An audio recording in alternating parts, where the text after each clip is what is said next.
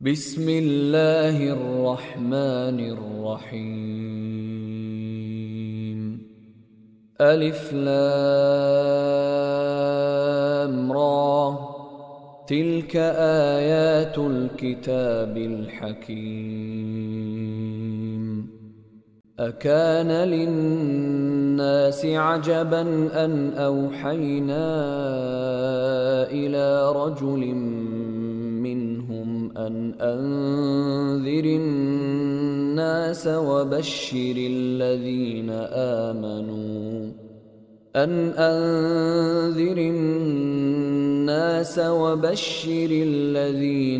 آمنوا أن لهم قدم صدق عند ربهم. قال الكافرون إن هذا لساحر مبين. إن ربكم الله الذي خلق السماوات والأرض في 6 أيام ثم استوى على العرش يدبر الأمر، ما من شفيع إلا من بعد إذنه، ذلكم الله ربكم فاعبدوه، أفلا تذكرون. إليه مرجعكم جميعا، وعد الله حقا، إنه يبدأ الخلق ثم يعيده ليجزي الذين آمنوا وعملوا الصالحات بالقسط، والذين كفروا لهم شراب من حميم وعذاب أليم بما كانوا يكفرون. هو الذي جعل الشمس ضياء والقمر نورا وقدره منازل لتعلموا عدد السنين والحساب. ما خلق الله ذلك إلا بالحق، يفصل الآيات لقوم يعلمون. إن في اختلاف الليل والنهار وما خلق الله في السماوات والأرض لآيات لقوم يتقون. إن الذين لا يرجون لقاءنا ورضوا بالحياة الدنيا واطمأنوا بها والذين هم عن آياتنا غافلون أولئك مأواهم النار بما كانوا يكسبون. إن الذين آمنوا وعملوا الصالحات يهديهم ربهم بإيمانهم، تجري من تحتهم الأنهار في جنات النعيم، دعواهم فيها سبحانك اللهم وتحيتهم فيها سلام، وآخر دعواهم أن الحمد لله رب العالمين. الحمد لله رب العالمين، والصلاة والسلام على نبي الصادق الأمين محمد وعلى آله وصحبه أجمعين. أعوذ بالله من الشैतान الرजीम, बिस्मिल्लाहिर्रहमानिर्रहीम. अस्सलामुअलैकुम वरहमतुल्लाहि वबरकातुहू। अल्लाह के करम से आज हम सूरह यूनुस पे पहुँचे हैं, जो कि कुरान पाक की 10वीं सूरह है, 11वें पारे में है और ये सूरह मक्की है। यह कुरान पाक का असलूब है, उसका एजाज़ है کہ تمام مکی صورتیں ایک ساتھ نہیں ہیں اور اس کے بعد مدنی صورتیں، بلکہ اللہ تعالیٰ نے مکی اور مدنی صورتوں کی ترتیب اس طرح رکھوائی ہے کہ ہم قرآن کے مطالعے کے وقت دونوں ادوار کا سفر کر رہے ہوتے ہیں۔ تو ابھی ہم نے 8ویں اور 9ویں صورتیں جو کہ انفال اور توبہ تھیں، طویل صورتیں، وہ دونوں مدنی دور کی صورتیں تھیں، اور اس کے بعد پھر ہم مکی صورت پر آتے ہیں جو سورہ یونس ہے۔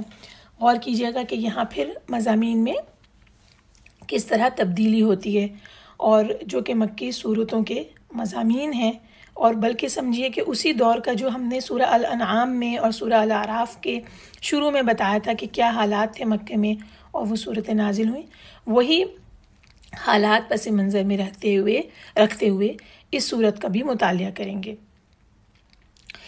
اس صورت میں بھی اللہ تعالیٰ نے اس بات کے اوپر قریش کے لوگوں کو بتایا کہ جو حیران تھے اس بات کے اوپر کہ یہ کون نبوت کا پیغام لے کر آیا ہے، اور کہتے تھے کہ یہ تو ساحر ہے، جادوگر ہے۔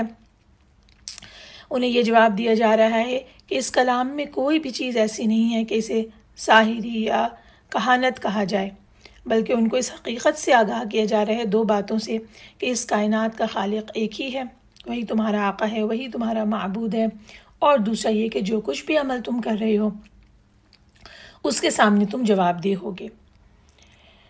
پھر اس کے بعد اس میں ان غلط فہمیوں کو دور کیا گیا جو کہ اور تنبیہ بھی کی گئی کافروں کو جو کہ توحید اور آخرت کا عقیدہ تسلیم کرنے میں ان کو غلط فہمیاں تھیں، ان غلط فہمیوں کا ازالہ کیا گیا۔ بڑا مضبوط کلام ہے جس میں ایک کے بعد ایک توحید کے دلائل آئے ہیں۔ پھر اس کے بعد وہ شبہات اور وہ اعتراضات جو رسول اللہ صلی اللہ علیہ وسلم کی رسالت پر کر رہے تھے اس کے جواب دیے گئے ہیں۔ جو کچھ اگلی زندگی میں پیش آنے والا ہے آخرت میں اس سے ہوشیار کیا گیا ہے، اور قصص کے ذریعے جیسے فرعون کا قصہ ہے اس کے ذریعے یہ سمجھایا گیا کہ بعد میں پچھتانے کا کوئی فائدہ نہیں ہوگا، ابھی تمہارے پاس مہلت عمل موجود ہے۔ یہ بتایا گیا کہ دنیا کی زندگی ایک امتحان ہے، اور اس امتحان کے لیے تمہارے پاس بس اتنی ہی مہلت ہے جتنی تم اس دنیا میں سانس لے رہے ہو، پھر تم یہ سوچ لو کہ تمہیں کس راستے کو اختیار کرنا ہے۔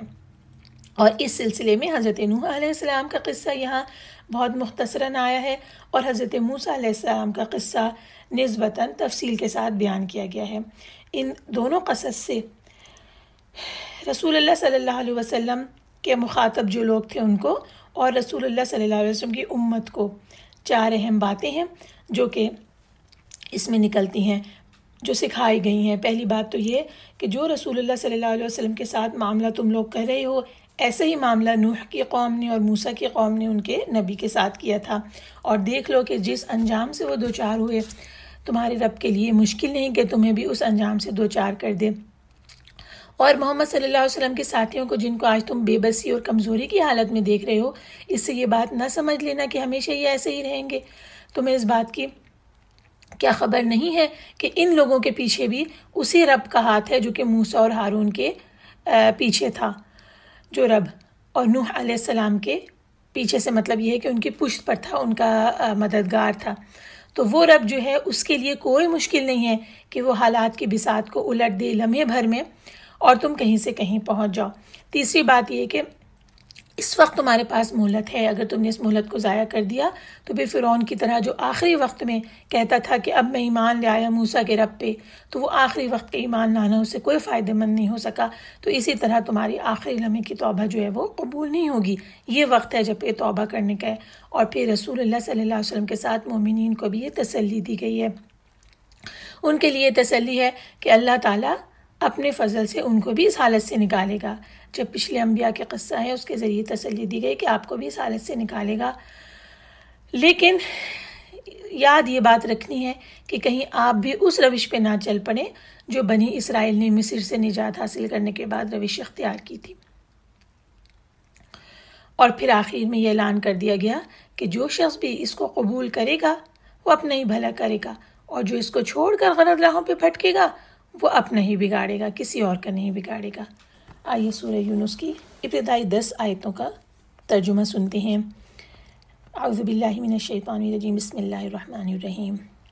الف لام را، یہ حکمت والی کتاب کی آیتیں ہیں۔ کیا لوگوں کے لیے یہ تعجب کی بات ہے کہ ہم نے ان میں سے ایک آدمی کی طرف وحی بھیجی کہ آپ لوگوں کو ڈرائیں اور ان لوگوں کو خوشخبری دیں جو ایمان لائے کہ بے شک ان کے لیے ان کے رب کے ہاں سچائی کا مرتبہ ہے۔ کافروں نے کہا بے شک یہ تو صاف جادوگر ہے۔ بے شک تمہارا رب وہ ہے جس نے آسمانوں و زمین کو 6 دنوں میں پیدا کیا، پھر وہ عرش پر مستوی ہو گیا۔ وہی ہر کام کی تدبیر کرتا ہے، کوئی سفارشی نہیں بن سکتا بغیر اس کی اجازت کے۔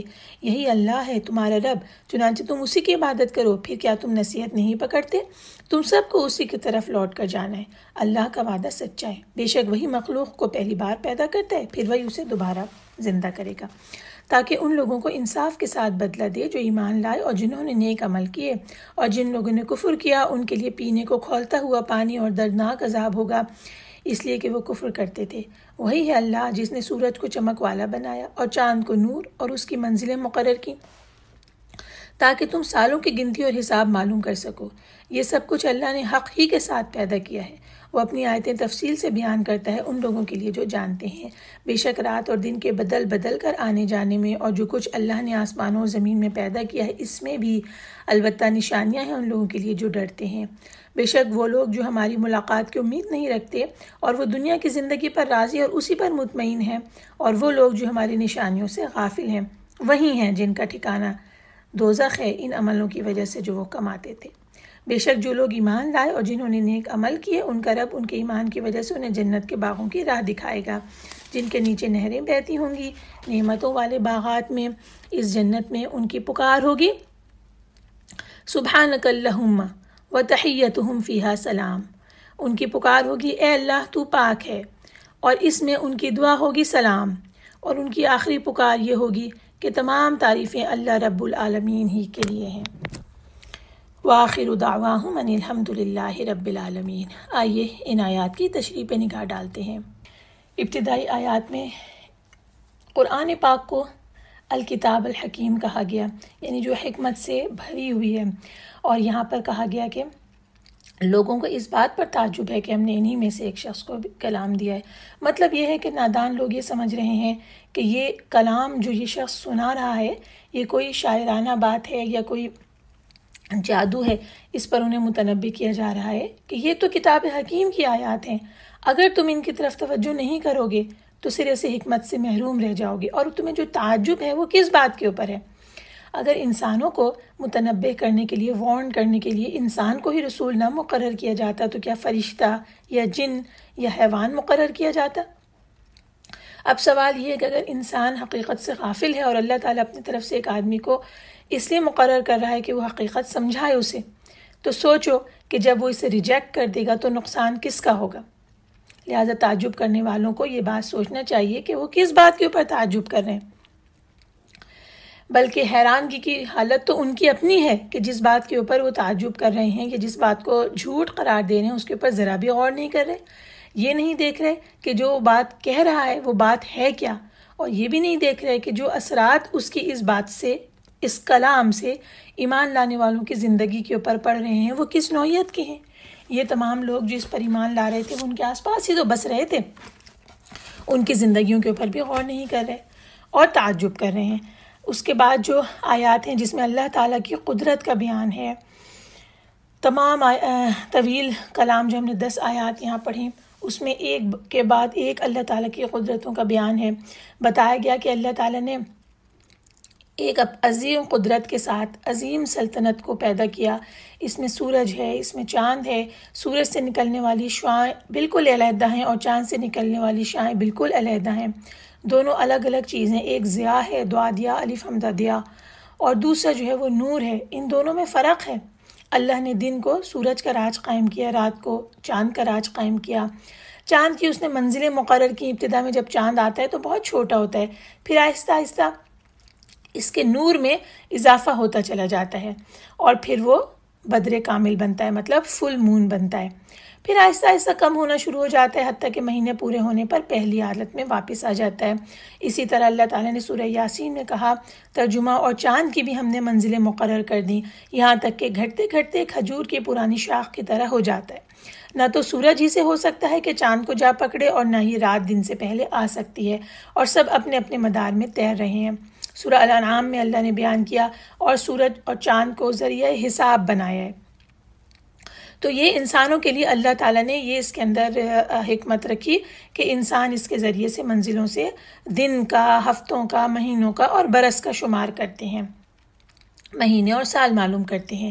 پھر اللہ تعالیٰ نے یہ بتا دیا کہ تمام چیزیں جو پیدا کی گئی ہیں یہ فائدہ مند ہیں، بے مقصد نہیں ہیں۔ سورہ المومنون میں آیا، کیا تم یہ خیال کرتے ہو کہ ہم نے تم کو بے فائدہ پیدا کیا اور یہ کہ تم ہماری طرف لوٹ کر نہیں جاؤ گے؟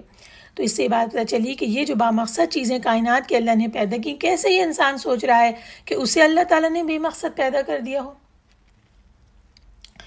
اور اس کے اوپر غور کرنے کا دعوت دی گئی ہے کہ یہ نشانیوں کے اوپر غور کریں، غور کر کے کیا سیکھیں۔ یہاں سورہ سبا کی آیت کا حوالہ دیا گیا، کیا انہوں نے اس کو نہیں دیکھا جو ان کے آگے اور پیچھے ہے، یعنی آسمان اور زمین۔ اگر ہم چاہیں تو انہیں زمین میں دھسا دیں یا ان پر آسمان سے کچھ ٹکڑے گرا دیں، یقیناً اس میں ہر رجوع کرنے والے بندے کے لیے ضرور نشانی ہے۔ تو وہ نشانی ہے جس کا یہاں ہم سے مطالبہ کیا گیا سوچنے کا، کہ اس رب کی قدرت پہ کی نشانیوں کے اوپر غور کرو کہ وہ یہ سب کچھ کر سکتا ہے۔ اسی رب نے جس کے پاس یہ سب قدرت ہے بتا دیا کہ ان تمام نشانیوں سے جو لوگ غافل رہیں گے ان کا کیا ٹھکانہ ہوگا، اور جو لوگ ان پر ایمان لے آئیں گے، ان پر غور کر کے ایمان لے آئیں گے، ان کا کون سا ٹھکانہ ہوگا۔ اب ہم 11ویں آیت سے لے کر 20ویں آیت تک کا ترجمہ آپ کے سامنے پیش کریں گے۔ اور اگر اللہ لوگوں کو برائی پہنچانے میں جلدی کرتا جیسے وہ بھلائی مانگنے میں جلدی کرتے ہیں تو ان کی میعاد پوری ہو چکی ہوتی، چنانچہ ہم ان لوگوں کو جو ہماری ملاقات کی امید نہیں رکھتے چھوڑ دیتے ہیں کہ وہ اپنی سرکشی میں بہکتے رہیں۔ اور جب انسان کو تکلیف پہنچتی ہے تو وہ ہمیں پکارتا ہے، اپنے پہلو پر لیٹے ہوئے یا بیٹھے ہوئے یا کھڑے ہوئے۔ پھر جب ہم اس کی تکلیف دور کر دیتے ہیں تو وہ یوں گزر جاتا ہے جیسے اس نے خود کو تکلیف پہنچنے پر ہمیں پکارا ہی نہ تھا۔ اسی طرح مصرفین کے معنی لکھے ہوئے ہیں، وہ لوگ جو اللہ اور اس کے رسولوں کو جھٹلاتے ہیں اور ہر طرح کے جرائم اور گناہوں کا ارتکاب کر کے اللہ کی حدود کو توڑتے ہیں۔ یہ مصرفین کے معنی ہیں۔ اب دوبارہ ترجمے پہ آتی ہوں۔ اسی طرح مصرفین کے لیے ان کے برے عمل پرکشش بنا دیے گئے ہیں، اور البتہ ہم ان امتوں کو ہلاک کر چکے ہیں جو تم سے پہلے گزری، جب انہوں نے ظلم کیا اور ان کے پاس ان کے رسول واضح دلیلوں کے ساتھ آئے اور وہ ایسے نہ تھے کہ ایمان لاتے۔ مجرم لوگوں کو ہم اسی طرح سزا دیتے ہیں۔ پھر ان کے بعد ہم نے تمہیں زمین میں جانشین بنایا تاکہ ہم دیکھیں کہ تم کیسے عمل کرتے ہو، اور جب ان پر ہماری واضح آیتیں تلاوت کی جاتی ہیں تو وہ لوگ جو ہماری ملاقات کی امید نہیں رکھتے کہتے ہیں تو اس کے علاوہ کوئی اور قرآن لے آؤ یا اسے بدل دو۔ کہہ دیجئے مجھے اختیار نہیں ہے کہ میں اسے اپنی طرف سے بدل دوں، میں تو اسی چیز کی پیروی کرتا ہوں جو میری طرف وحی کی جاتی ہے۔ بے شک اگر میں اپنے رب کی نافرمانی کروں تو مجھے بڑے سخت دن کے عذاب سے ڈر لگتا ہے۔ کہہ دیجئے اگر اللہ چاہتا تو میں اس قرآن کی تم پر تلاوت نہ کرتا اور نہ اللہ تمہیں اس کی خبر دیتا۔ پھر میں نے نبوت سے پہلے تمہارے اندر ایک عمر گزاری ہے، تو کیا تم عقل نہیں رکھتے؟ پھر اس شخص سے زیادہ ظالم کون ہے جس نے اللہ پہ جھوٹ گھڑ لیا، اس کی آیتوں کو جھٹلایا، اللہ پر جھوٹ گھڑ لیا یا اس کی آیتوں کو جھٹلایا۔ بے شک مجرم فلاح نہیں پاتے، اور وہ اللہ کے سوا ایسی چیزوں کی عبادت کرتے ہیں جو انہیں نہ نقصان دیتی ہیں اور نہ نفع دیتی ہیں، اور وہ کہتے ہیں یہ اللہ کے ہاں ہماری سفارشی ہیں۔ کہہ دیجئے کیا تم اللہ کو اس چیز کی خبر دیتے ہو جسے وہ آسمانوں میں نہیں جانتا اور نہ زمین میں؟ وہ پاک اور بلند ہے ان سے جن کو وہ شریک ٹھہراتے ہیں۔ اور پہلے لوگ ایک ہی امت تھے، پھر انہوں نے باہم اختلاف کیا، اور اگر نہ ہوتی ایک بات جو آپ کے رب کی طرف سے پہلے سے طے ہو چکی ہے تو ان میں اس چیز کے متعلق یقیناً فیصلہ کر دیا جاتا جس میں وہ اختلاف کر رہے ہیں۔ اور وہ کہتے ہیں اس پر اس کے رب کی طرف سے کوئی نشانی کیوں نہیں نازل کی گئی؟ آپ کہہ دیجئے یقیناً غیب تو اللہ ہی کے لیے ہے، پھر تم انتظار کرو، بے شک میں بھی تمہارے ساتھ انتظار کرنے والوں میں سے ہوں۔ یہاں ہم نے 20ویں آیت تک کا ترجمہ آپ کے سامنے پیش کیا ہے۔ اب ان آیات کو سمجھنے سے پہلے یہ دیکھ لیتے ہیں کہ کچھ مدت پہلے ہی یہاں لکھا ہوا ہے کہ جب یہ آیات نازل ہوئی ہیں اس سے کچھ مدت پہلے مکہ میں سخت قحط آیا تھا، مسلسل اور سخت قحط آیا تھا جس کی مصیبت سے اہل مکہ چیخ اٹھے تھے۔ اس قحط کے زمانے میں قریش کے لوگوں کی گردنیں جو اکڑی ہوئی تھیں وہ بہت حد تک جھک گئی تھیں، یہاں تک کہ ابو سفیان نے آ کر رسول اللہ صلی اللہ علیہ وسلم سے کہا کہ آپ اپنے رب سے دعا کیجیے کہ وہ اس بلا کو ٹال دے۔ مگر پھر جب قحط دور ہو گیا، بارشیں ہونے لگیں اور دوبارہ خوشحالی آ گئی، تو پھر ان لوگوں کی وہی سرکشیاں اور بدعمالیاں اور جو سرگرمیاں تھیں دوبارہ شروع ہو گئیں۔ یہ ہمیں دوسری جگہوں سے ملتا ہے، سورہ نحل میں، سورہ مومنون میں، سورہ دخان میں اس کا ذکر ملتا ہے اس بات کا۔ دوسری بات یہ کہ رسول اللہ صلی اللہ علیہ وسلم جب بھی ان کو حق کی طرف بلاتے تھے اور انہیں ڈراتے تھے، یہ کہتے تھے کہ تم ہم پر جس عذاب کی دھمکیاں دیتے ہو آخر وہ آ کیوں نہیں جاتا، اس کے آنے میں اتنی دیر کیوں لگ رہی ہے۔ پھر اگلی آیات ہمیں بتاتی ہیں کہ وہ یہ کہا کرتے تھے کہ اچھا کوئی نشانی ہمارے لیے لے کر آؤ۔ ان تمام چیزوں کے ایک کے بعد ایک جوابات ان آیات میں آئے ہیں۔ سب سے پہلے یہ کہ انسان، جو بات آئی ہے آیت نمبر 12 میں، کہ انسان کو جب تکلیف ہوتی ہے تو وہ اللہ کو یاد کرتا ہے، اور جب اس کو خوشحالی دی جاتی ہے وہ فراموش کر دیتا ہے۔ سورہ حمیم السجدہ میں بھی یہ بات اس طرح بیان کی گئی ہے، ترجمہ، اور جب اس کو تکلیف پہنچتی ہے تو لمبی لمبی دعائیں کرنے لگتا ہے۔ یعنی انسان کو جب بھی سختی پہنچی تو کثرت سے دعا مانگ رہا ہے، اور یہاں پر یہ لکھا ہے کہ لیٹے ہوئے، بیٹھے ہوئے، کھڑے ہوئے، ہر حال میں اللہ سے دعا مانگتا ہے کہ وہ اس کی تکلیف اور پریشانی کو دور کر دے۔ لیکن جیسے ہی دور ہوتی ہے تو وہ منہ موڑ لیتا ہے اور پھر اپنے رستے کے اوپر چل پڑتا ہے۔ اور یہاں اس طرح کہا گیا کہ یوں انسان گزر جاتا ہے گویا کسی ایسی تکلیف پر جو اسے پہنچی تھی اس نے کبھی ہمیں پکارا ہی نہ تھا۔ یہ کیفیت انسان کی ہو جاتی ہے۔ اللہ تعالیٰ نے اس کے بارے میں بتایا ہے، ان لوگوں کو مسرفین کہا ہے، کہ جو ابھی ہم نے پڑھا تھا کہ حد سے گزرنے والے لوگ، ان کو اللہ تعالیٰ نے ان کے اعمال بہت بہترین کر کے خوشنما کر کے دکھا دیے، لیکن حد سے گزرنے والے لوگ ہیں برائی میں۔ پھر رسول اللہ صلی اللہ علیہ وسلم کی ایک حدیث آپ کے سامنے پیش کرتے ہیں کہ تکلیفیں جب مومن پہ پہنچتی ہیں تو مومن کا کیا حال ہوتا ہے۔ ابھی ہم نے دیکھا کہ تکلیف کافر پہ پہنچتی ہے تو اس کا کیا حال ہوتا ہے، اب یہاں ہم دیکھتے ہیں کہ مومن کا کیا حال ہے۔ اس حدیث کا ترجمہ ہے، مومن کا معاملہ بہت تعجب انگیز ہے کہ اللہ تعالیٰ اس کے لیے جو فیصلہ بھی فرماتا ہے وہ اس کے لیے بہتر ثابت ہوتا ہے۔ اگر اسے کوئی تکلیف پہنچے تو وہ صبر کرتا ہے، اور صبر کرنا اس کے لیے بہتر ہے، اور اگر اسے کوئی مسرت حاصل ہو تو شکر کرتا ہے، اور شکر کرنا بھی اس کے لیے بہتر ہے، اور یہ مومن ہی کی شان ہے۔ اللہ تعالیٰ ہمیں بھی ایسا مومن بنائے، آمین۔ اور اس کے بعد کی جو 13 اور 14 آیت ہے اس میں اہل عرب سے خطاب ہو رہا ہے، اور ان سے یہ کہا جا رہا ہے کہ پچھلی قوموں کو اپنے اپنے زمانے میں کام کرنے کا پورا موقع دیا گیا تھا۔ انہوں نے جو روش اختیار کی، جو ظلم انہوں نے کیا اور انبیاء کی انہوں نے تکذیب کی، مطلب انہیں ڈینائی کیا، اور اس طرح سے وہ ہمارے امتحان میں ناکام ہوئے۔ جب وہ ناکام ہوئے تو انہیں میدان سے ہٹا دیا گیا، اور اہل عرب کو اب یہ کہا جا رہا ہے کہ تمہاری باری آ گئی ہے، تمہیں موقع دیا جا رہا ہے، تم اس امتحان گاہ میں کھڑے ہوئے ہو۔ اگر تم یہی چاہتے ہو کہ تمہارا وہی انجام ہو جو ان کا ہوا تو تم وہ روش اختیار کرو جو تم کر رہے ہو، لیکن اگر تم چاہتے ہو کہ اس موقع سے فائدہ اٹھاؤ تو پھر تم پچھلی قوموں کی تاریخ سے سبق سیکھو اور وہ غلطیاں نہ کرو جو کر کے وہ پچھلی قومیں تباہی اور بربادی کا شکار ہو گئیں۔ اس کے بعد آیت 15 اور 16 میں قریش کے جو سردار رسول اللہ صلی اللہ علیہ وسلم کو دھمکی کے انداز میں کہتے تھے اور ہٹ دھرمی کے ساتھ کہ اس کے سوا کوئی اور قرآن بنا لاؤ پھر ہم اس کو مان لیں گے، رسول اللہ صلی اللہ علیہ وسلم سے یہ جواب دینے کے لیے کہا جا رہا ہے کہ آپ ان سے کہہ دیجئے مجھے اختیار نہیں ہے کہ میں اسے اپنی طرف سے بدل دوں، یعنی کہ میں تو اللہ کا بندہ ہوں، اس کے حکم کا پابند ہوں، اس کا رسول ہوں، اور جو وہی اللہ کی طرف سے مجھ پہ نازل ہوتی ہے اسے بغیر کمی اور بیشی کے تم تک پہنچا دینے کا ہی ذمہ دار ہوں۔ اور پھر اس کے بعد اس بات کا جواب دیا گیا ہے جو یہ کہتے تھے کہ یہ اپنے دل سے بنا رہے ہیں اس کلام کو، اس کے بارے میں زبردست دلیل دی گئی ہے کہ بھئی محمد صلی اللہ علیہ وسلم کی زندگی تو ان لوگوں کے سامنے ہی کی چیز تھی، پیدائش سے لے کے بڑے ہونے تک وہ انہی کے سامنے تھے، ان سے پہلے 40 سال نبوت سے پہلے ان کے درمیان گزار چکے تھے، ان کا رہنا سہنا، ملنا جلنا، لین دین، شادی بیاہ، ہر چیز قریش کے ساتھ ہوئی تھی، کوئی بھی زندگی کا پہلو چھپا ہوا نہیں تھا۔ تو پھر مکے کے لوگوں کا ہر شخص یہ جانتا تھا کہ وہ کتنے صادق اور کتنے امین ہیں۔ تو یہاں پر ان سے یہ بات پوچھی گئی ہے کہ ایک عمر تمہارے اندر گزاری ہے، کیا تم عقل نہیں رکھتے؟ یعنی کہ تمہیں اس بات کی عقل نہیں ہے کہ جو کلام تم سن رہے ہو یہ سچ ہے یا باطل ہے، حق ہے یا باطل ہے؟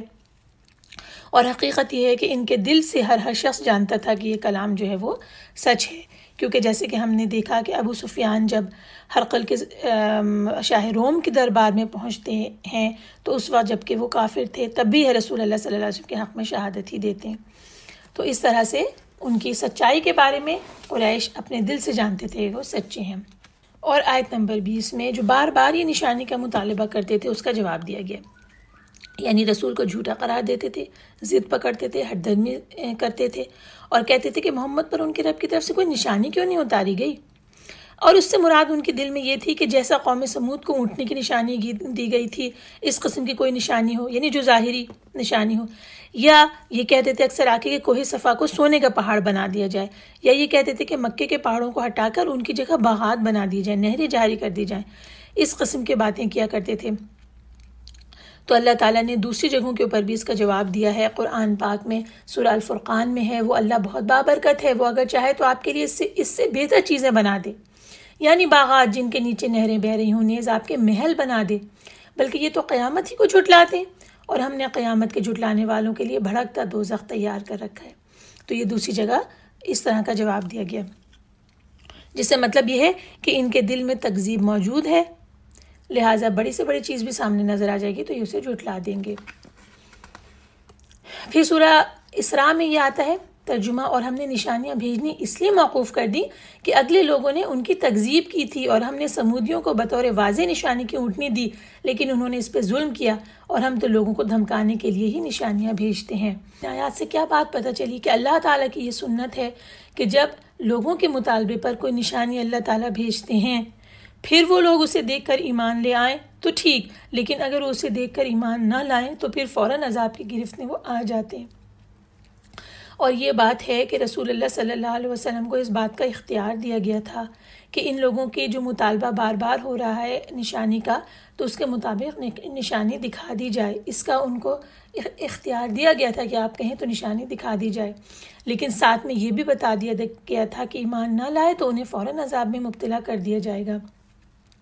اور رسول اللہ صلی اللہ علیہ وسلم نے اس بات کو پسند فرمایا تھا کہ نہیں، لوگوں کو مہلت دی جائے، اور انہیں مہلت دے دی گئی تھی. اسی طرح کئی اور مواقع پہ رسول اللہ صلی اللہ علیہ وسلم نے اپنی امت کے لیے جس دور اندیشی کا اور جس محبت اور حلم و بردباری کا مظاہرہ کیا پیارے نبی صلی اللہ علیہ وسلم نے، یہ ان مواقع میں سے ایک موقع ہے جب نشانی کے لیے اختیار دیا گیا تھا صلی اللہ علیہ وسلم. آئیے اب ہم 21ویں آیت سے آگے کی ترجمہ شروع کرتے ہیں. 21 سے لے کے 25 تک پڑھیں گے. اور جب ہم ان کافر لوگوں کو تکلیف پہنچنے کے بعد اپنی رحمت کا مزہ چکھاتے ہیں تو وہ فوراً ہی ہماری آیتوں میں چال بازیاں کرتے ہیں. کہہ دیجئے اللہ سب سے تیز تر ہے چال چلنے میں، بے شک ہمارے فرشتے لکھتے جاتے ہیں جو تم چال بازیاں کرتے ہو. وہی ہے اللہ جو تمہیں خشکی اور تری میں چلاتا ہے، حتیٰ کہ جب تم کشتیوں میں ہوتے ہو اور وہ سواریوں کو موافق ہوا کے ساتھ لیے چلتی ہیں اور وہ ان سے خوش ہوتے ہیں، تو اچانک ان کشتیوں پر طوفانی ہوا آ پہنچتی ہے اور لہریں ان پر ہر طرف سے امڑ آتی ہیں، اور وہ خیال کرتے ہیں کہ بے شک وہ طوفان میں گھر گئے ہیں. تو اس وقت خالص اللہ کی عبادت کرتے ہوئے اسے پکارتے ہیں کہ اگر تو نے ہمیں اس طوفان سے نجات دی تو ہم ضرور شکر گزار ہو جائیں گے. پھر جب یعنی اللہ نے انہیں نجات دی تو وہ فوراً ہی زمین میں ناحق سرکشی کرنے لگتے ہیں. اے لوگو، تمہاری سرکشی کا وبال تمہاری اپنی جانوں پر ہے. تم دنیا کی زندگی کا فائدہ اٹھا لو، پھر تمہیں ہماری ہی طرف لوٹنا ہے، پھر ہم تمہیں بتا دیں گے جو عمل تم کرتے رہے تھے. بے شک دنیا کی زندگی کی مثال تو بارش کی سی ہے جو ہم نے آسمان سے برسائی، پھر اس کے ساتھ زمین کی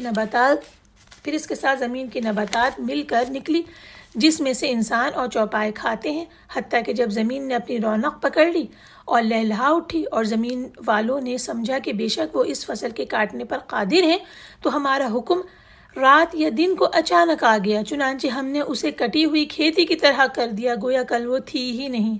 اسی طرح ہم اپنی آیتیں کھول کر بیان کرتے ہیں ان لوگوں کے لیے جو غور و فکر کرتے ہیں، اور اللہ سلامتی کے گھر یعنی جنت کی طرف بلاتا ہے، اور وہ جسے چاہتا ہے صراط مستقیم کی ہدایت دیتا ہے. اللہم اہدنا الصراط المستقیم، آمین. ابھی ہم نے آیت نمبر 25 تک کا ترجمہ اور ترجمہ پڑھا. آئیے تشریح کی طرف نگاہ ڈالتے ہیں. یہاں پر بھی پہلی مثال تو وہی آ رہی ہے انسان کی کہ جب وہ تکلیف کے وقت کس طرح سے بیہیو کرتا ہے اور تکلیف کے بدل جانے پر کیسے بیہیو کرتا ہے. یہاں مثال آئی کشتی کی کہ جو کھلے سمندر میں چلی جا رہی ہے. انسان کشتیوں میں سوار ہوتے ہیں اور کشتیاں ہوا کے نرم نرم جھونکوں پر آگے بڑھ رہی ہوتی ہیں تو وہ بڑے خوش ہوتے ہیں۔ اب یہاں ساتھ ساتھ ہم اپنے ذہن میں رکھیں اپنی زندگی کے معاملات کو، یعنی ان کشتیوں سے اور آس پاس کی جو ہوا چل رہی ہے اس سے ہم اپنی زندگی کے اوپر اس مثال کو لے کر آئیں اور سوچیں کہ زندگی کے جب حالات اچھے ہیں، خوشگوار ہیں اور ہم خوش ہیں تو اس وقت ہماری کیا کیفیت ہوتی ہے، اور مصائب آتے ہیں تو کیا کیفیت ہوتی ہے۔ تو یہاں بیان کیا گیا ہے کہ کشتیاں پاکیزہ ہوا یعنی نرم جھونکوں سے سواروں کو لے کر چل رہی ہیں اور وہ خوش ہو رہے ہیں کہ اور اپنا سفر بھی طے کر رہے ہیں، تو اچانک ایک تیز ہوا چلی اور لہریں ہر طرف سے ان کشتیوں پر جوش مارتی ہوئی آنے لگیں، اور گویا دریا یا سمندر جس میں بھی وہ جا رہے ہیں وہ ان پر ٹوٹ پڑا۔ اب انہوں نے یہ خیال کیا جو کشتی والے ہیں کہ اب ان لہروں نے ہمیں گھیر لیا ہے، اب کہیں نکلنے کا موقع نہیں ہے، اب تو ہم ہلاک ہی ہونے والے ہیں۔ تب وہ کیا کرتے ہیں کہ اطاعت اور فرمانبرداری اللہ کے لیے خالص کرتے ہیں۔ اگر مشرک تھا، اگر اللہ کو نہیں مانتا تھا، مومن تھا، اللہ کو مانتا تھا لیکن اپنے راستے چلتا تھا، لیکن اس کیفیت میں جب وہ کشتی میں ہے اس وقت صرف اللہ کو پکارنے لگ گئے، خالص اللہ کو، یعنی اس وقت انہیں کوئی صنم کوئی بت نہیں یاد آیا، کسی سے دعا کرنا یاد نہیں آیا، اللہ کو پکارا۔ اسی طرح سورہ اسراء میں اس کیفیت کی نشاندہی ایسے کی گئی ہے کہ اور جب تم کو دریا میں تکلیف پہنچتی ہے تو جن کو تم پکارا کرتے ہو وہ سب اللہ کے سوا گم ہو جاتے ہیں، پھر جب وہ تم کو ڈوبنے سے بچا کر خشکی کی طرف لے جاتا ہے تو تم اعراض کر لیتے ہو، اور انسان ہے ہی ناشکرا۔ یہ بھی اسی طرح بیان کیا گیا کہ اس وقت صرف اللہ کو پکار رہے ہوتے ہیں خالص کرتے ہوئے، اور پھر اللہ تعالیٰ نجات دے دیتا ہے، اور وہی دعا کر چکے ہوتے ہیں کہ جب ہمیں نجات ملی تو ہم کسی کو تیرا شریک نہیں بنائیں گے، صرف تیری عبادت کریں گے، لیکن جب وہ نجات دیتا ہے تو یہ ساری باتیں وہ بھول جاتے ہیں اور کرنے کیا لگتے ہیں، زمین پر سرکشی کرنے لگتے ہیں۔ اب یہاں دیکھیں سوچ لینا چاہیے کہ صرف شرک ہی نہیں کرتے بلکہ زمین پہ سرکشی کرتے ہیں کا مطلب کیا ہوا کہ جب وہ مصیبت میں تھے تو انہوں نے خالص اللہ کو پکارا، جب اس نے مصیبت سے انہیں نکال دیا تو انہوں نے اعراض کیا۔ اعراض کیا ہے؟ منہ موڑ لینا۔ پھر اس کے بعد دنیا کی زندگی کی مثال دوسری دی گئی، کس سے؟ ایک پودے سے۔ اللہ نے دنیا کی زندگی کی سج دھج، اس کی زینت، اس کی خوبصورتی، اس کی مثال دی ہے جلد ختم ہو جانے والی گرینری، نباتات سے مثال دی ہے کہ اللہ تعالیٰ آسمان سے پانی برساتے ہیں جس سے مختلف قسم کی فصلیں اور پھل پیدا ہوتے ہیں، یہ پھل انسان بھی کھاتے ہیں اور ان کے جانور بھی اس پھل کو کھاتے ہیں، اور اس کے بعد زمین سبزے میں اور خوشنمائی میں بہترین ہو جاتی ہے، رنگ برنگے پھول کھل جاتے ہیں، اور دنیا کے لوگ جنہوں نے یہ زمین لگائی تھی یہ خیال کرنے لگتے ہیں کہ جلدی فصلوں اور پھلوں کو حاصل کر لیں گے۔ اچانک کیا ہوتا ہے کہ زبردست طوفان یا شدید آندھی یا زبردست ہوا چلتی ہے جو پتوں کو خشک کر دیتی ہے اور پھلوں کو بالکل یعنی ضائع کر دیتی ہے۔ محسوس ایسا ہوتا ہے کہ اس جگہ پہ کبھی بھی سرسبزی اور شادابی کا کوئی نام و نشانی نہیں تھا، اللہ کا کوئی جو اللہ کی نعمت یہاں پر موجود ہی نہیں تھی۔ یہ مثال اللہ تعالیٰ نے دی ہے کہ اس بات پہ غور فکر کرنے کے لیے، یہ دنیا کی زندگی کی مثال ہے کہ انسان کو وہ جوانی یا وہ خوبصورتی یا اولاد اور مال جو کچھ بھی اسے ملا ہے جسے وہ سمجھ رہا ہے کہ ہمیشہ رہے گا، لازوال ہو گیا ہے، جب اللہ چاہے اس طرح لمحہ بھر میں وہ ختم ہو سکتا ہے، ایسا کہ جیسا کبھی تھا ہی نہیں۔ لہٰذا ہر نعمت جو انسان کے پاس آئی ہے وہ زوال پذیر ہے، مطلب ختم ہو جانے والی ہے، اس کو زوال آنے والا ہے، اور پھر اپنے اعمال کے ساتھ وہ اللہ تعالیٰ کے پاس پہنچنے والا ہے۔ یہ سب کچھ جو دنیا میں اسے ملا تھا اس کا کچھ بھی پورشن بھی اللہ تعالیٰ کے پاس نہیں جائے گا بلکہ صرف اس کے اعمال جائیں گے۔ یہاں ایک حدیث بیان کی گئی ہے جس کا میں ترجمہ آپ کے سامنے پیش کرتی ہوں۔ قیامت کے دن جہنمیوں میں سے دنیا کے سب سے زیادہ خوشحال شخص کو لایا جائے گا اور اسے جہنم میں ایک غوطہ دیا جائے گا، پھر اسے پوچھا جائے گا، اے ابن آدم، کیا تو نے کبھی کوئی خیر اور بھلائی دیکھی ہے؟ کیا کبھی کوئی نعمت تیرے پاس سے گزری بھی ہے؟ تو وہ جواب دے گا کہ نہیں، اللہ کی قسم ہے میرے رب۔ اس کے بعد ایک ایسے شخص کو لایا جائے گا جو اہل جنت میں سے ہوگا، جس کی دنیا کی زندگی تنگحالی میں گزری ہوگی، اسے جنت میں ایک غوطہ دیا جائے گا، پھر اس سے پوچھا جائے گا، اے ابن آدم، کیا تو نے کوئی تکلیف کبھی دیکھی بھی ہے؟ تو وہ کہے گا نہیں، اللہ کی قسم۔ تو ان آیات پر اور ان نشانیوں پر اللہ نے ہمیں غور کرنے کی دعوت دی ہے، اور غور کرنے کے بعد اللہ نے ہمیں بتایا ہے کہ وہ ہمیں سلامتی کے گھر کی طرف بلا رہا ہے، یعنی جنت کی طرف بلا رہا ہے اللہ تعالیٰ، اور جسے چاہتا ہے صراط مستقیم کی ہدایت دیتا ہے۔ یہ جو دنیا کی حقیر و ذلیل زندگی ہے، تھوڑی سی زندگی ہے، اس کے بعد لوٹنا تو اللہ ہی کی طرف ہے، تو انسان پھر سوچ لے کہ سلامتی کے گھر کی طرف جانا چاہتا ہے یا کس طرف جانا چاہتا ہے۔ آپ کا اگلا مجموعہ تھوڑا لمبا ہے، 26 سے لے کے 36 تک کا ترجمہ پڑھتی ہوں۔ جن لوگوں نے نیک کام کیے ان کے لیے بھلائی ہے اور مزید دیدار الہی ہے، اور ان کے چہروں کو سیاہی اور ذلت نہیں ڈھانپے گی، یہی لوگ جنتی ہیں اور اس میں ہمیشہ رہیں گے۔ اور جن لوگوں نے برے کام کیے تو برائی کا بدلہ اس برائی کے برابر ہی ہے اور ان کو ذلت ڈھانپ لے گی۔ کوئی انہیں اللہ کے عذاب سے بچانے والا نہیں ہوگا، یوں لگے گا کہ ان کے چہروں پر تاریک رات کے ٹکڑے اڑا دیے گئے ہیں۔ وہی دوزخی ہیں، وہ اس میں ہمیشہ رہیں گے۔ اور جس دن ہم ان سب کو جمع کریں گے، پھر ہم ان لوگوں سے جنہوں نے شرک کیا کہیں گے تم اور تمہارے شریک اپنی اپنی جگہ ٹھہرے رہو۔ پھر ہم ان کے درمیان جدائی ڈال دیں گے اور ان کے شریک کہیں گے تم ہماری عبادت تو کرتے ہی نہیں تھے، چنانچہ ہمارے اور تمہارے درمیان اللہ گواہ کافی ہے۔ بے شک ہم تمہاری عبادت سے بالکل غافل تھے۔ وہاں ہر شخص جانچ لے گا جو کچھ اس نے پہلے دنیا میں کیا تھا، اور وہ اللہ کی طرف لوٹائے جائیں گے جو ان کا حقیقی مالک ہے، اور وہ سب کچھ ان سے جاتا رہے گا جو وہ جھوٹ گھڑا کرتے تھے۔ اے نبی کہہ دیجئے تمہیں آسمان اور زمین سے کون رزق دیتا ہے، یا کانوں اور آنکھوں کا مالک کون ہے، اور کون زندہ کو مردہ سے نکالتا ہے اور مردہ کو زندہ سے نکالتا ہے، اور کون دنیا کے کاموں کا انتظام کرتا ہے؟ تو وہ کافر ضرور کہیں گے اللہ۔ تو کہہ دیجئے کیا پھر تم اللہ سے ڈرتے نہیں؟ یہی تو ہے اللہ تمہارا رب سچا، پھر حق کے بعد گمراہی کے سوا کیا ہے؟ پھر تم کدھر پھیرے جاتے ہو؟ اسی طرح آپ کے رب کا کلمہ ان لوگوں کے بارے میں ثابت ہو کر رہا جنہوں نے نافرمانی کی کہ بے شک وہ ایمان نہیں لائیں گے۔ کہہ دیجئے کیا تمہارے بناوٹی شریکوں میں سے کوئی ہے جو پہلی بار مخلوق پیدا کرے پھر اسے دوبارہ پیدا کرے؟ کہہ دیجئے اللہ ہی پہلی بار مخلوق کو پیدا کرتا ہے پھر وہی دوبارہ بھی پیدا کرے گا، لہٰذا تم کہاں بہکائے جا رہے ہو؟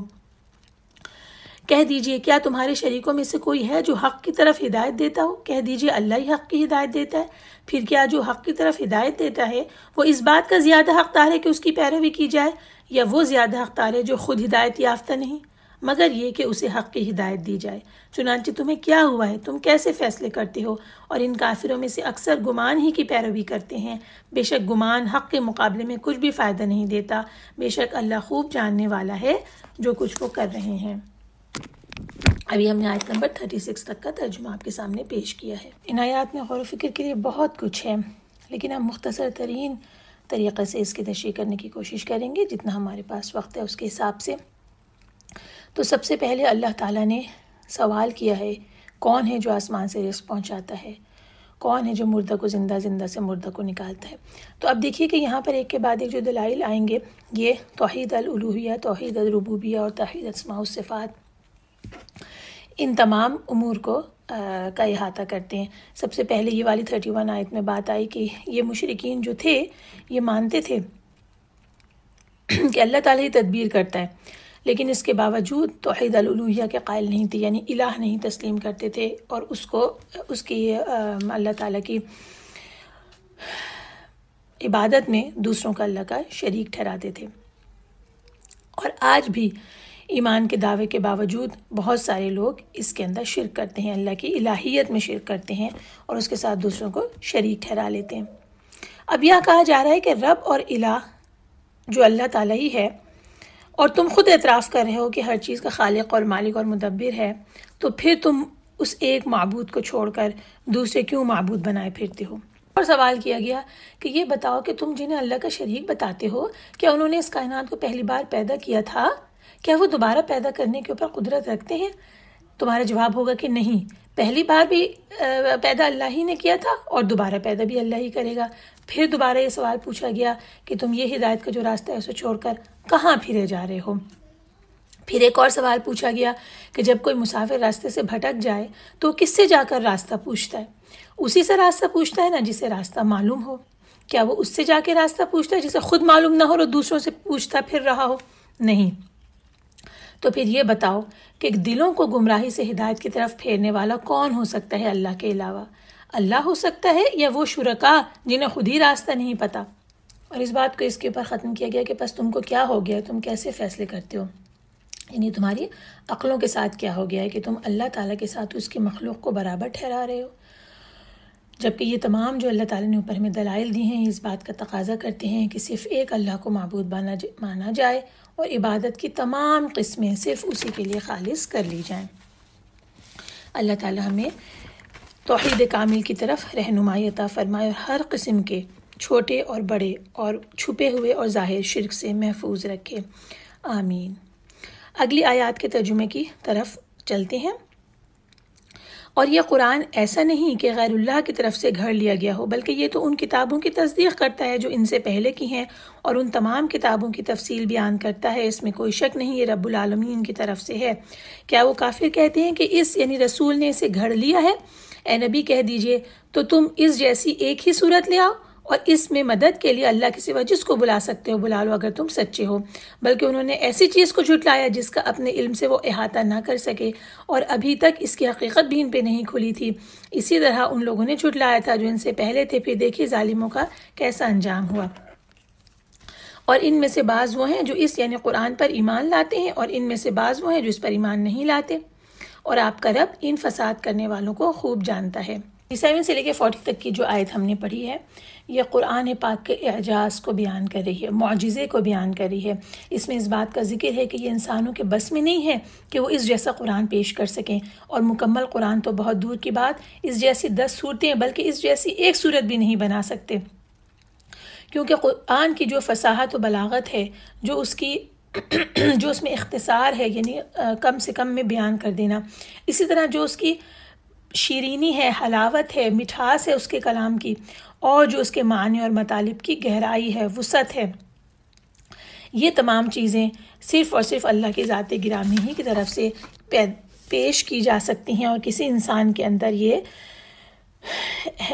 انسان میں یہ صلاحیت نہیں کہ وہ اس جیسی کتاب لا سکے۔ لکھا ہوا ہے کہ قرآن پاک کے چیلنج کا یہ تیسرا مقام ہے، جہاں پر اللہ تعالیٰ نے چیلنج کیا تھا اور انہیں یہ دعوت دی تھی کہ اگر وہ اپنے دعوے میں سچے ہیں تو کہ یہ قرآن محمد نے خود اپنی طرف سے بنایا ہے، نعوذ باللہ، تو پھر اس کا مقابلہ کر کے دکھائیں۔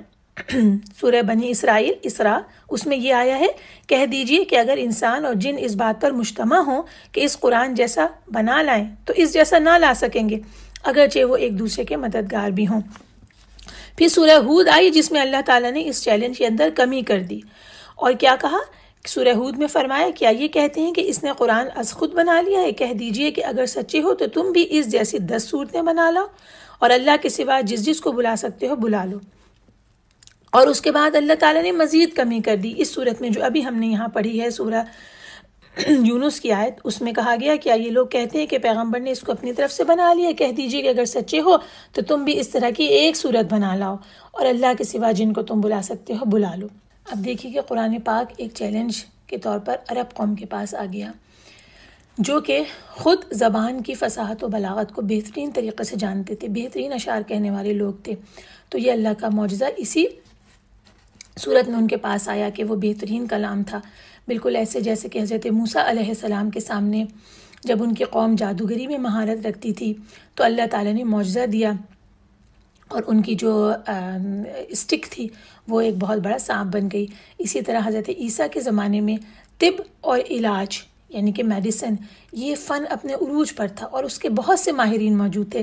پھر حضرت عیسیٰ کو اللہ نے معجزہ دیا اور وہ ہاتھ لگاتے تھے اور مریض اچھا ہو جاتا تھا۔ تو وہ جو ان کے زمانے کے لوگ تھے وہ یہ دیکھ کر جان گئے کہ یہ علاج سے نہیں، یہ معجزے ہی کے ذریعے سے ہو سکتا ہے۔ تو جو ابھی سچی روحیں ہوتی ہیں وہ اس بات سے پہچان لیتی ہیں کہ یہ انسان کے علم کی بنیاد پہ نہیں ہو سکتا، یہ اللہ تعالیٰ کا معجزہ ہے۔ تو پھر بخاری کی ایک حدیث ہے جو کہ ہم آپ کے سامنے بیان کرتے ہیں کہ ترجمہ انبیاء کرام میں سے ہر نبی کو ایسی نشانیاں عطا فرمائی گئی کہ ان جیسی نشانیوں کو دیکھ کر لوگ ایمان لے آتے تھے۔ مجھے جو نشانی عطا فرمائی گئی وہ ہے وحی، جسے اللہ تعالیٰ نے میری طرف بھیجا ہے۔ مجھے امید ہے کہ روز قیامت تمام انبیاء کرام کے پیروکاروں کی نسبت میری اتباع کرنے والوں کی تعداد بہت زیادہ ہوگی۔ حدیث کے الفاظ ختم ہوتے ہیں کہ امت مسلمہ کے لیے یہ قرآن ایک معجزہ ہے، اور اسی کی بنیاد پر ہمارا فیصلہ ہونا ہے کہ کس نے اس نشانی کو دیکھ کر ایمان قبول کیا اور کس نے نہیں کیا۔ یہاں بتا دیا گیا کہ ان میں سے بعض لوگ وہ ہیں جو اس قرآن پر ایمان لاتے ہیں اور بعض وہ ہیں جو ایمان نہیں لاتے، اور آپ کا رب ان فساد کرنے والوں کو خوب جانتا ہے۔ اب ہم آیت نمبر 41 سے 47 تک کا ترجمہ سنتے ہیں۔ اور اگر وہ آپ کو جھٹلائیں تو کہہ دیجئے میرے لیے میرا عمل ہے اور تمہارے لیے تمہارا عمل، تم اس سے بری ہو جو میں عمل کرتا ہوں اور میں اس سے بری ہوں جو تم عمل کرتے ہو۔ اور ان میں سے بعض وہ ہیں جو آپ کی طرف کان لگاتے ہیں، پھر کیا آپ بہروں کو سنا سکتے ہیں اگر جو وہ عقل نہ رکھتے ہوں؟ اور ان میں سے بعض وہ ہیں جو آپ کی طرف دیکھتے ہیں، پھر کیا آپ اندھوں کو راہ دکھا سکتے ہیں؟ اگرچہ وہ نہ دیکھتے ہوں۔ بے شک اللہ لوگوں پر کچھ ظلم نہیں کرتا، مگر لوگ اپنے آپ پر خود ہی ظلم کرتے ہیں۔ اور جس دن وہ انہیں اکٹھا کرے گا تو انہیں یوں لگے گا جیسے وہ دنیا میں دن کی ایک گھڑی سے زیادہ نہ رہے تھے۔ وہ باہم ایک دوسرے کو پہچان لیں گے۔ یقیناً وہ لوگ خسارے میں رہے جنہوں نے اللہ کی ملاقات کو جھٹلایا اور وہ ہدایت یافتہ نہ تھے۔ اور اے نبی، اگر ہم ایسا کوئی عذاب آپ کو دکھا دیں جس کا ہم ان سے وعدہ کرتے ہیں، یا ہم آپ کو وفات دے دیں، تو انہیں ہماری ہی طرف لوٹنا ہے، پھر اللہ ان کاموں پر گواہ ہے جو وہ کرتے ہیں، اور ہر امت کا ایک رسول ہے، پھر جب ان کا رسول آ گیا تو ان میں انصاف کے ساتھ فیصلہ کر دیا گیا اور ان پر ظلم نہیں کیا جاتا۔ ان آیات میں شروع میں مشرکین سے اظہار براءت آیا ہے۔ تفسیر ابن کثیر میں لکھا ہے کہ اللہ تعالیٰ نے اپنے نبی سے فرمایا کہ اگر یہ مشرک آپ کی تکذیب کریں تو آپ بھی ان مشرکوں اور ان کے عمل سے براءت کا اظہار کر دیں۔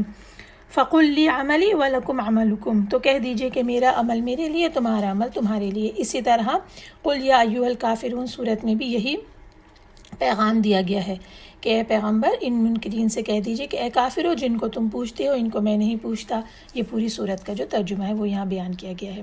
اور اسی طرح حضرت ابراہیم علیہ السلام اور آپ کے پیروکاروں نے اپنی قوم سے یہ کہا تھا، مشرکوں سے کہا تھا، سورہ الممتحنہ میں یہ آتا ہے، بے شک ہم تم سے اور ان بتوں سے جن کو تم اللہ کے سوا پوچھتے ہو بے تعلق ہیں۔ تو یہاں پر نبی جو ہے وہ اپنی قوم کو پیغام دینے کے بعد اور پھر ان کے کفر سے برات کا اعلان کریں۔ آگے آیا کہ ان میں سے بعض ایسے ہیں کہ آپ کی طرف کان لگاتے ہیں، یعنی کہ وہ رسول اللہ صلی اللہ علیہ وسلم کی بات کو اور کلام کو اور قرآن عظیم کو اور جو احادیث ہیں سب کو سنتے ہیں، لیکن سننے کے بعد کیا ہے کہ یہ لوگ اس طرح سنتے ہیں جیسے بہرا سنیں۔ اور ان میں سے بعض ہے جو کہ دیکھتے ہیں پیارے نبی کو، ان کی شان کو، ان کے سیرت کو، ان کے جو ظاہری حسن جمال ہے اسے بھی، اور ان کی جو سیرت میں خوبصورتی ہے وہ بھی، یہ سب دیکھتے ہیں، لیکن یہ سب ان کے لیے نبوت کی دلیل نہیں بنتا، بلکہ ایسے دیکھتے ہیں جیسے کہ اندھا ہو۔ یہاں پہ لکھا ہوا ہے کہ ظاہری طور پر تو وہ قرآن سنتے ہیں، لیکن سننے کا مقصد جو کہ ہے طلب ہدایت وہ نہیں پا سکتے، تو گویا یہ صرف کانوں سے بہرے نہیں بلکہ عقل سے بہرے ہیں۔ پھر اسی طرح آگے آیا کہ آپ کی طرف یہ دیکھتے ہیں، رسول اللہ کی طرف، لیکن مقصد ان کا بھی چونکہ کچھ اور ہوتا ہے، اس لیے انہیں بھی اس طرح کا کوئی فائدہ نہیں ہوتا، بالکل ایسے جیسے اندھا کسی چیز کو دیکھے تو وہ دیکھ نہ پائے۔ اور یہ ایسے اندھے ہیں جو آنکھوں نہیں بلکہ عقل سے اندھے ہیں، کیونکہ بعض اندھے جنہیں دل کی بصیرت حاصل ہوتی ہے وہ اگرچہ آنکھوں سے نہیں دیکھ سکتے لیکن پھر بھی بات کو سمجھ لیتے ہیں اور ایمان لے آتے ہیں، لیکن یہ تو ایسے ہیں کہ ان کا دل بصیرت سے محروم ہے۔ اور یہ سب باتیں کیوں کی گئی ہیں کہ رسول اللہ صلی اللہ علیہ وسلم کو اور مومنین کو تسلی دینا ہے کہ جس طرح ایک حکیم اور ایک طبیب کو جب یہ بات معلوم ہو جائے کہ جو میرے پاس مرض کا علاج کرانے آیا ہے وہ علاج کرانے میں سنجیدہ ہی نہیں ہے اور میری ہدایت اور علاج کی پرواہ نہیں کرتا، تو پھر اسے کوئی افسوس نہیں ہوتا اور وہ اس شخص کو نظر انداز کر دیتا ہے۔ تو اسی طرح سے رسول اللہ صلی اللہ علیہ وسلم کو تسلی دی گئی ہے کہ ایسا نہیں ہے کہ آپ کے کلام میں یا آپ کی بات میں کوئی کمی ہے، بلکہ یہ ہے کہ یہ اندھے اور بہروں کی طرح سے اسے سن رہے ہیں۔ پھر اللہ تعالیٰ نے ان کو ساری صلاحیتیں دی تھیں، ایسا نہیں تھا ان کے پاس آنکھیں نہیں تھیں یا ان کے پاس کان نہیں تھے یا ان کے پاس دل نہیں تھے یا عقل نہیں تھی، یہ سب کچھ دیا تھا جس سے یہ سن بھی سکتے تھے، دیکھ بھی سکتے تھے، عقل اور بصیرت سے سمجھ بھی سکتے تھے اور یہ حق اور باطل اور جھوٹ اور سچ کے درمیان تمیز کر سکتے تھے، لیکن ہوا یہ کہ انہوں نے ان صلاحیتوں کا صحیح استعمال نہیں کیا، اور جب یہ استعمال نہیں کیا تو پھر یہ خود ہی اپنے آپ پر ظلم کر رہے ہیں۔ یہ ظلم اللہ تعالیٰ کا نہیں ہے بلکہ ان کا اپنی جانوں پر ظلم کرنا ہے۔ اللہ تعالیٰ ہمارے دلوں کو اور ہماری نگاہوں کو اور ہمارے کانوں کو بصیرت عطا فرما دے، آمین۔ اس کے بعد ہم چلتے ہیں آیت نمبر 48 سے 56 کی جانب۔ اور وہ کافر کہتے ہیں یہ عذاب کا وعدہ کب پورا ہوگا اگر تم سچے ہو؟ اے نبی کہہ دیجئے میں اپنی ذات کے لیے کسی نقصان کا اختیار نہیں رکھتا اور نہ نفع کا، مگر جو اللہ چاہے۔ ہر امت کے لیے ایک مقررہ وقت ہے، جب ان کا مقررہ وقت آ جاتا ہے تو وہ اس سے ایک گھڑی بھی آگے پیچھے نہیں ہو سکتے۔ کہہ دیجئے بھلا دیکھو تو اگر اس کا عذاب تم پر رات کو یا دن کو آ جائے تو کیا بچاؤ کر لوگے؟ آخر کیا چیز ہے جس کے لیے مجرم جلدی مچا رہے ہیں؟ کیا پھر جب عذاب آ پڑے گا تب اس پر ایمان لاؤ گے؟ اس وقت کہا جائے گا کہ آپ ایمان لاتے ہو حالانکہ تم اسے جلدی مانگتے تھے۔ پھر جنہوں نے ظلم کیا ان سے کہا جائے گا تم دائمی عذاب کا مزہ چکھو، تمہیں انہی کاموں کا بدلہ دیا جاتا ہے جو تم دنیا میں کرتے رہے۔ اور اے نبی وہ آپ سے دریافت کرتی ہیں کہ کیا وہ عذاب سچ مچ آئے گا؟ کہہ دیجئے ہاں میرے رب کی قسم وہ سچ مچ آئے گا اور تم اللہ کو عاجز نہیں کر سکتے۔ اور اگر ہر ظالم شخص کے پاس ساری زمین کا مال ہو تو وہ اسے عذاب سے بچنے کے لیے ضرور فدیہ دے دے گا۔ اور مجرم جب عذاب دیکھیں گے تو ندامت کو چھپائیں گے اور ان میں انصاف کے ساتھ فیصلہ کیا جائے گا اور ان پر کوئی ظلم نہیں ہوگا۔ آگاہ رہو بے شک اللہ ہی کا ہے جو کچھ آسمانوں اور زمین میں ہے۔ آگاہ رہو بلا شبہ اللہ کا وعدہ حق ہے لیکن اکثر لوگ نہیں جانتے۔ وہی زندہ کرتا ہے اور وہی مارتا ہے اور اسی کی طرف تم لوٹائے جاؤ گے۔ ابھی ہم نے 56 تک کا پڑھا۔ اس میں کیا ہے کہ قیامت کے جلد آ جانے کا مطالبہ کرتے تھے، کہتے تھے کہ کب آئے گی جس سے تم ہمیں ڈراتے ہو۔ یہاں پر اس کا جواب دیا گیا ہے، اللہ تعالیٰ نے اس بات کا جواب دیا ہے کہ مشرکوں کے اس کفر کی اور کافرین اور مشرکین کے اس کفریہ بات کا جواب دیا کہ وہ عذاب کے جلدی آنے کا مطالبہ کرتے تھے اور پوچھتے تھے کہ وقت کون سا مقرر کیا گیا ہمیں وہ بتاؤ۔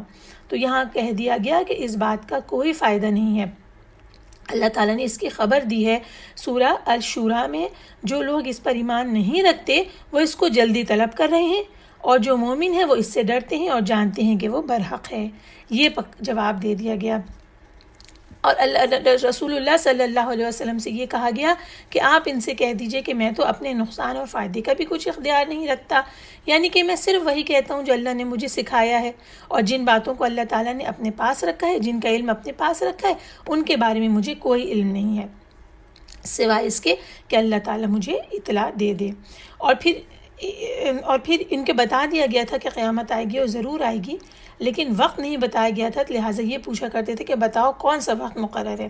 اس کا جواب یہ دیا گیا کہ ہر امت کی مدت مقرر ہے اور جب اس کی مدت پوری ہو جائے گی تو ایک گھڑی بھی دیر نہیں کر سکتی اور نہ آگے بڑھ سکتی، یعنی کہ عذاب یا قیامت یا ان میں سے کسی کی موت، اس میں سے جو چیز بھی آ جائے گی تو پھر اس کے بعد اسے آگے پیچھے نہیں کیا جا سکتا۔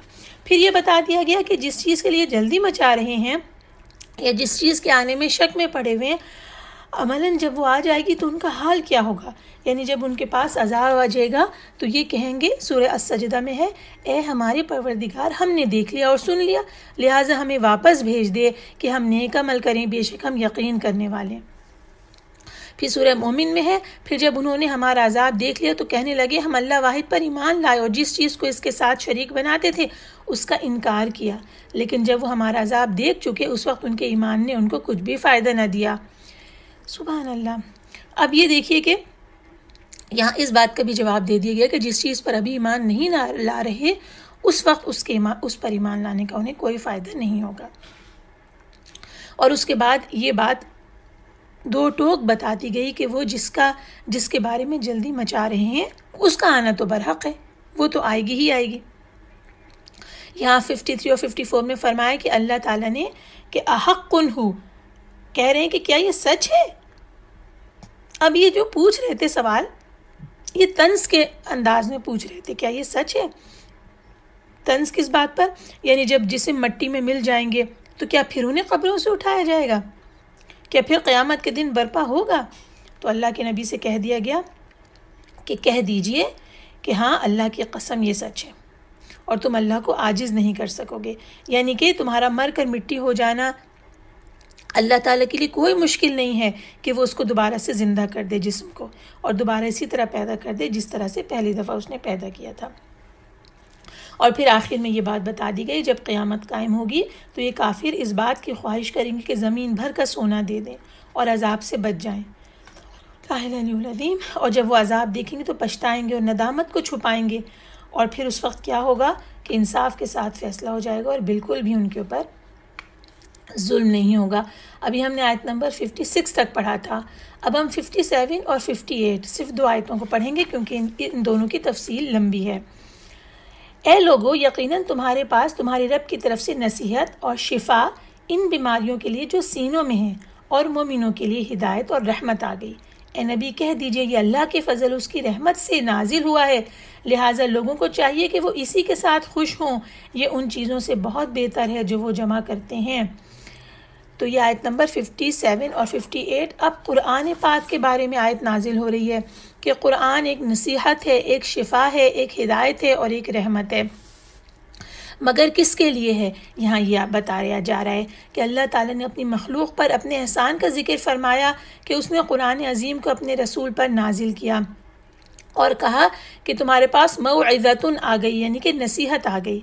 اب یہ وہ نصیحت ہے جو کہ ہر برائی کے کام سے، ہر فواحش اور منکرات کے کام سے اور اس چیز سے جس میں انسان کا نقصان ہے اس سے اسے روکتی ہے، اور شفاء لما فی الصدور ہے، یعنی دلوں کی بیماریوں کی شفا ہے۔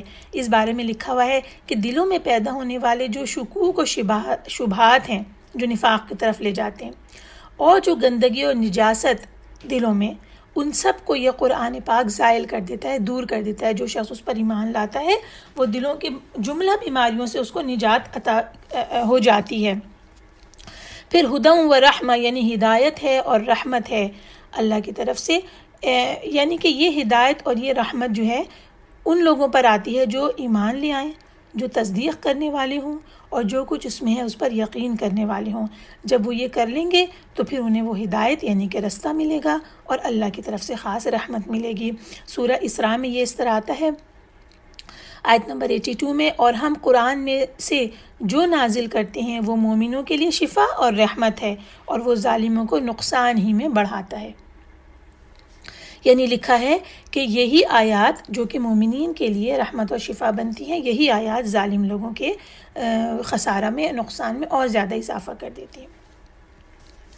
اور پھر یہ کہا گیا کہ کہہ دیجئے یہ اللہ کے فضل اس کی مہربانی سے نازل ہوئی، اب چاہیے کہ لوگ اس سے خوش ہوں۔ یعنی کہ اللہ کی طرف سے جو کلام آ گیا یہ سب سے بہترین چیز ہے اور اس کے ملنے پر خوشی کا اظہار کرنا چاہیے، اور یہ چیز اتنی بہترین ہے کہ جو کچھ دنیا یہ جمع کر رہے ہیں اس سب سے زیادہ یہ بہترین ہے۔ کیونکہ دنیا کا جو سامان یہ جمع کریں عارضی اور فانی ہے اور ختم ہو جائے گا، لیکن جو کچھ اس قرآن پر عمل کے نتیجے میں انہیں فضیلتیں ملیں گی وہ جاری و ساری رہیں گی۔ دوسری جگہ سے جو مختصر ترجمہ و تفسیر ہے شاہ فہد پرنٹنگ پریس کا، اس میں سے اس آیت کے میں نے معنی کو تفسیر کو لیا تو وہ آپ کے سامنے پیش کرتی ہوں۔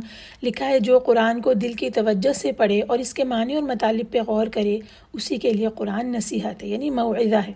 لکھا ہے کہ وعظ کے اصل معنی ہے نتائج کی یاد دہانی کرانا، چاہے وہ ڈرا کر ہو یا ترغیب کے ذریعے سے ہو، یعنی خوشخبری کے ذریعے سے۔ اور واعظ جو ہے وہ بالکل طبیب کی طرح، ڈاکٹر کی طرح ہے جو مریض کو ان چیزوں سے روکتا ہے جو اس کے جسم اور صحت کے لیے نقصان دہ ہوں۔ تو اسی طرح قرآن پاک بھی ترغیب کے ذریعے سے اور ڈراوا دے کر دونوں طریقوں سے واعظ اور نصیحت کرتا ہے اور ان نتائج سے آگاہ کرتا ہے جن سے اللہ تعالیٰ کی نافرمانی کی صورت میں دوچار ہونا پڑے گا، اور قرآن ان کاموں سے روکتا ہے جس سے انسان کی دنیا کی اور آخرت کی زندگی برباد ہو سکتی ہے۔ اور جو یہ بیان کیا گیا کہ مومنین کے شفا اور رحمت ہے، تو اس کے بارے میں کہتے ہیں کہ ویسے تو یہ قرآن سارے جہاں والوں کے لیے ہدایت اور رحمت کا ذریعہ ہے، لیکن چونکہ اس سے فائدہ صرف اہل ایمان ہی حاصل کر پاتے ہیں، اس لیے یہاں انہی کے لیے اسے ہدایت اور رحمت قرار دیا گیا۔ اللہ تعالیٰ سے اس دعا کے ساتھ کہ اللہ تعالیٰ اس قرآن پاک کو ہمارے دلوں میں ہدایت اور رحمت اور شفا اور ہر قسم کی بیماریوں سے جو ہے وہ نجات کا ذریعہ بنا دے اور ہمیں اس پہ عمل کی توفیق عطا فرمائے۔ آیات کا اگلا مجموعہ 59 سے 64 تک ہے۔ کہہ دیجئے بھلا دیکھو تو اللہ نے تمہارے لیے جو رزق نازل کیا پھر تم نے اس میں سے کچھ حرام اور کچھ حلال ٹھہرا لیا۔ کہہ دیجئے کہ اللہ نے تمہیں یہ حکم دیا ہے یا تم اللہ پر جھوٹ باندھتے ہو، اور کیا گمان ہے ان لوگوں کا جو اللہ پر جھوٹ باندھتے ہیں روز قیامت کے بارے میں۔ بے شک اللہ لوگوں پر بڑے فضل والا ہے لیکن ان میں سے اکثر شکر نہیں کرتے۔ اور اے نبی آپ جس حال میں بھی ہوتے ہیں اور اللہ کی طرف سے نازل شدہ قرآن میں سے جو کچھ بھی پڑھتے ہیں اور تم لوگ جو بھی عمل کرتے ہو اس وقت ہم تمہیں دیکھ رہے ہوتے ہیں جب تم اس میں مصروف ہوتے ہو، اور آپ کے رب سے ذرا برابر کوئی چیز بھی چھپی ہوئی نہیں ہوتی زمین میں اور نہ آسمان میں، اور نہ کوئی اس سے چھوٹی چیز اور نہ بڑی، مگر یہ کہ وہ واضح کتاب میں درج ہے۔ آگاہ رہو بے شک اولیاء اللہ پر کوئی خوف نہ ہوگا اور نہ وہ غمگین ہوں گے، یعنی وہ لوگ جو ایمان لائے اور اللہ سے ڈرتے رہے ان کے لیے دنیا کی زندگی میں خوشخبری ہے اور آخرت میں بھی اللہ کی باتوں میں تبدیلی نہیں ہوتی، یہی بہت بڑی کامیابی ہے۔ ان آیات کے مجموعے کے شروع میں جو بات آئی ہے کہ بعض جانوروں کو حرام کرنا اور بعض کو حلال کرنا جو کہ مشرکین کرتے تھے اور بتوں کے نام پر کیا کرتے تھے، اس کی تفصیل ہم سورہ انعام میں پڑھ چکے ہیں، اور یہ اللہ تعالیٰ کے اوپر جھوٹ باندھنا تھا۔ اور اس کے بعد کی آیت میں یہ بتایا جا رہا ہے کہ اللہ تعالیٰ نے رسول اللہ صلی اللہ علیہ وسلم اور مومنین سے خطاب کرتے ہوئے فرمایا کہ وہ تمام مخلوقات کے احوال سے واقف ہے، اور ہر لمحہ، ہر لحظہ، ہر گھڑی انسانوں کے جو عمل ہیں اس کے اوپر اللہ تعالیٰ کی نظر ہے۔ اور اس کے بعد اولیاء اللہ کے بارے میں ڈیٹیل آ رہی ہے۔ آئیے اس کو پڑھتے ہیں کہ اولیاء اللہ کون ہے۔ الا ان اولیاء اللہ لا خوف علیہم ولا هم یحزنون۔ اولیاء ولی کی جمع ہے جس کے معنی قریب کے ہیں۔ اس اعتبار سے اولیاء اللہ کے معنی ہوئے وہ سچے اور مخلص مومن جنہوں نے اللہ کی اطاعت اور اللہ کی طرف سے جو چیز منع کی گئی ہے اس سے اجتناب کیا، اور اس طرح اللہ تعالیٰ کا قرب حاصل کر لیا۔ اسی لیے اگلی آیات میں خود اللہ تعالیٰ نے ان کی تعریف کی ہے، یعنی ڈیفینیشن ان کے بیان کی ہے کہ یہ وہ لوگ ہیں جو ایمان لائے اور جنہوں نے تقوی اختیار کیا۔ یعنی ایمان اور تقوی ہی اللہ کے قرب کی بنیاد ہے اور اس کا ذریعہ ہے۔ لہٰذا ہر وہ مومن جو کہ متقی ہوگا وہ اللہ کا ولی ہوگا۔ لوگ یہ کہتے ہیں کہ جس سے کسی کرامت کا اظہار ہوگا وہ ولی ہوگا، اور وہ اس طرح سے جھوٹی اور سچی کرامتیں بھی مشہور کر دیتے ہیں، لیکن لکھا ہے کہ یہ سب غلط ہے۔ اللہ تعالیٰ کا متقی اور اللہ پر سچا ایمان لانے والے ہی اولیاء اللہ میں شامل ہے۔ اچھا، مزید فرمایا کہ اولیاء اللہ وہ دوست ہیں جو ایمان والے ہیں، متقی ہیں۔ اللہ تعالیٰ نے خود یہ بات اگلی آیت میں بیان کر دی ہے۔ اب ان کا انعام کیا ہوگا اولیاء اللہ کا؟ اللہ نے بتایا کہ لا خوف علیہم ولا هم یحزنون۔ ان دونوں کی الگ الگ ڈیفینیشنز لکھی گئی ہیں کہ لا خوف علیہم یعنی مستقبل میں پیش آنے والے معاملات کا خوف، آخرت کی ہولناکیوں کا خوف، ان تمام چیزوں کا انہیں کوئی خوف نہ ہوگا کہ آگے ہمارے ساتھ کیا ہونے والا ہے۔ وَلَا هُمْ يَحْزَنُونَ کی تشریح میں لکھتے ہیں کہ وہ غمناک نہیں ہوں گے، یعنی کہ دنیا میں جو اپنے پیچھے انہوں نے حالات چھوڑے ہیں، یا دنیا میں جو انہوں نے اپنے اعمال کیے تھے، یا دنیا میں پیچھے لوگوں کو جس حال میں چھوڑ رہے ہیں، ان کے بارے میں بھی انہیں کوئی غم نہ ہوگا۔ یعنی آخرت کے دن وہ آگے والے اور پیچھے والے دونوں خوف سے مأمون رکھے جائیں گے، اللہ تعالیٰ انہیں محفوظ کر دے گا، یہ ان کا انعام ہوگا۔ یہ کون لوگ ہوں گے؟ اس کے بارے میں کچھ احادیث آپ کے سامنے رکھتے ہیں۔ سب سے پہلے حضرت ابو ہریرہ کی روایت کو بیان کیا گیا کہ رسول اللہ صلی اللہ علیہ وسلم نے فرمایا ترجمہ، یقیناً کچھ بندگان الہی ایسے بھی ہوں گے جن پر انبیاء اور شہداء رشک کریں گے۔ صحابہ نے عرض کیا کہ اللہ کے رسول وہ کون لوگ ہوں گے تاکہ ہم بھی ان سے محبت کریں؟ فرمایا وہ لوگ جو کسی مالی لالچ یا نسبی تعلق کے بغیر ایک دوسرے سے محبت کرتے ہوں گے، ان کے چہرے نور سے منور ہوں گے اور وہ نور کے ممبروں پر جلوہ افروز ہوں گے۔ جب لوگ خوف میں مبتلا ہوں گے تو انہیں کوئی خوف نہیں ہوگا، اور جب لوگ غمناک ہوں گے تو انہیں کوئی غم نہیں ہوگا۔ پھر رسول اللہ صلی اللہ علیہ وسلم نے یہ آیت تلاوت فرمائی جو ابھی ہم نے پڑھی ہے 62۔ تو اس سے ہمیں کیا بات پتہ چلی کہ اللہ کے نبی نے ہمیں بتا دیا کہ کون سے لوگ ہیں جو کہ اس دن یہ سعادت حاصل کریں گے۔ یہ وہ لوگ ہیں جن کو کوئی مال کا لالچ نہیں تھا اور نہ ہی کوئی ان کا رشتہ داری والا تعلق تھا، لیکن وہ ایک دوسرے سے محبت کرتے تھے، اور کس لیے؟ اللہ کے لیے محبت کرتے تھے۔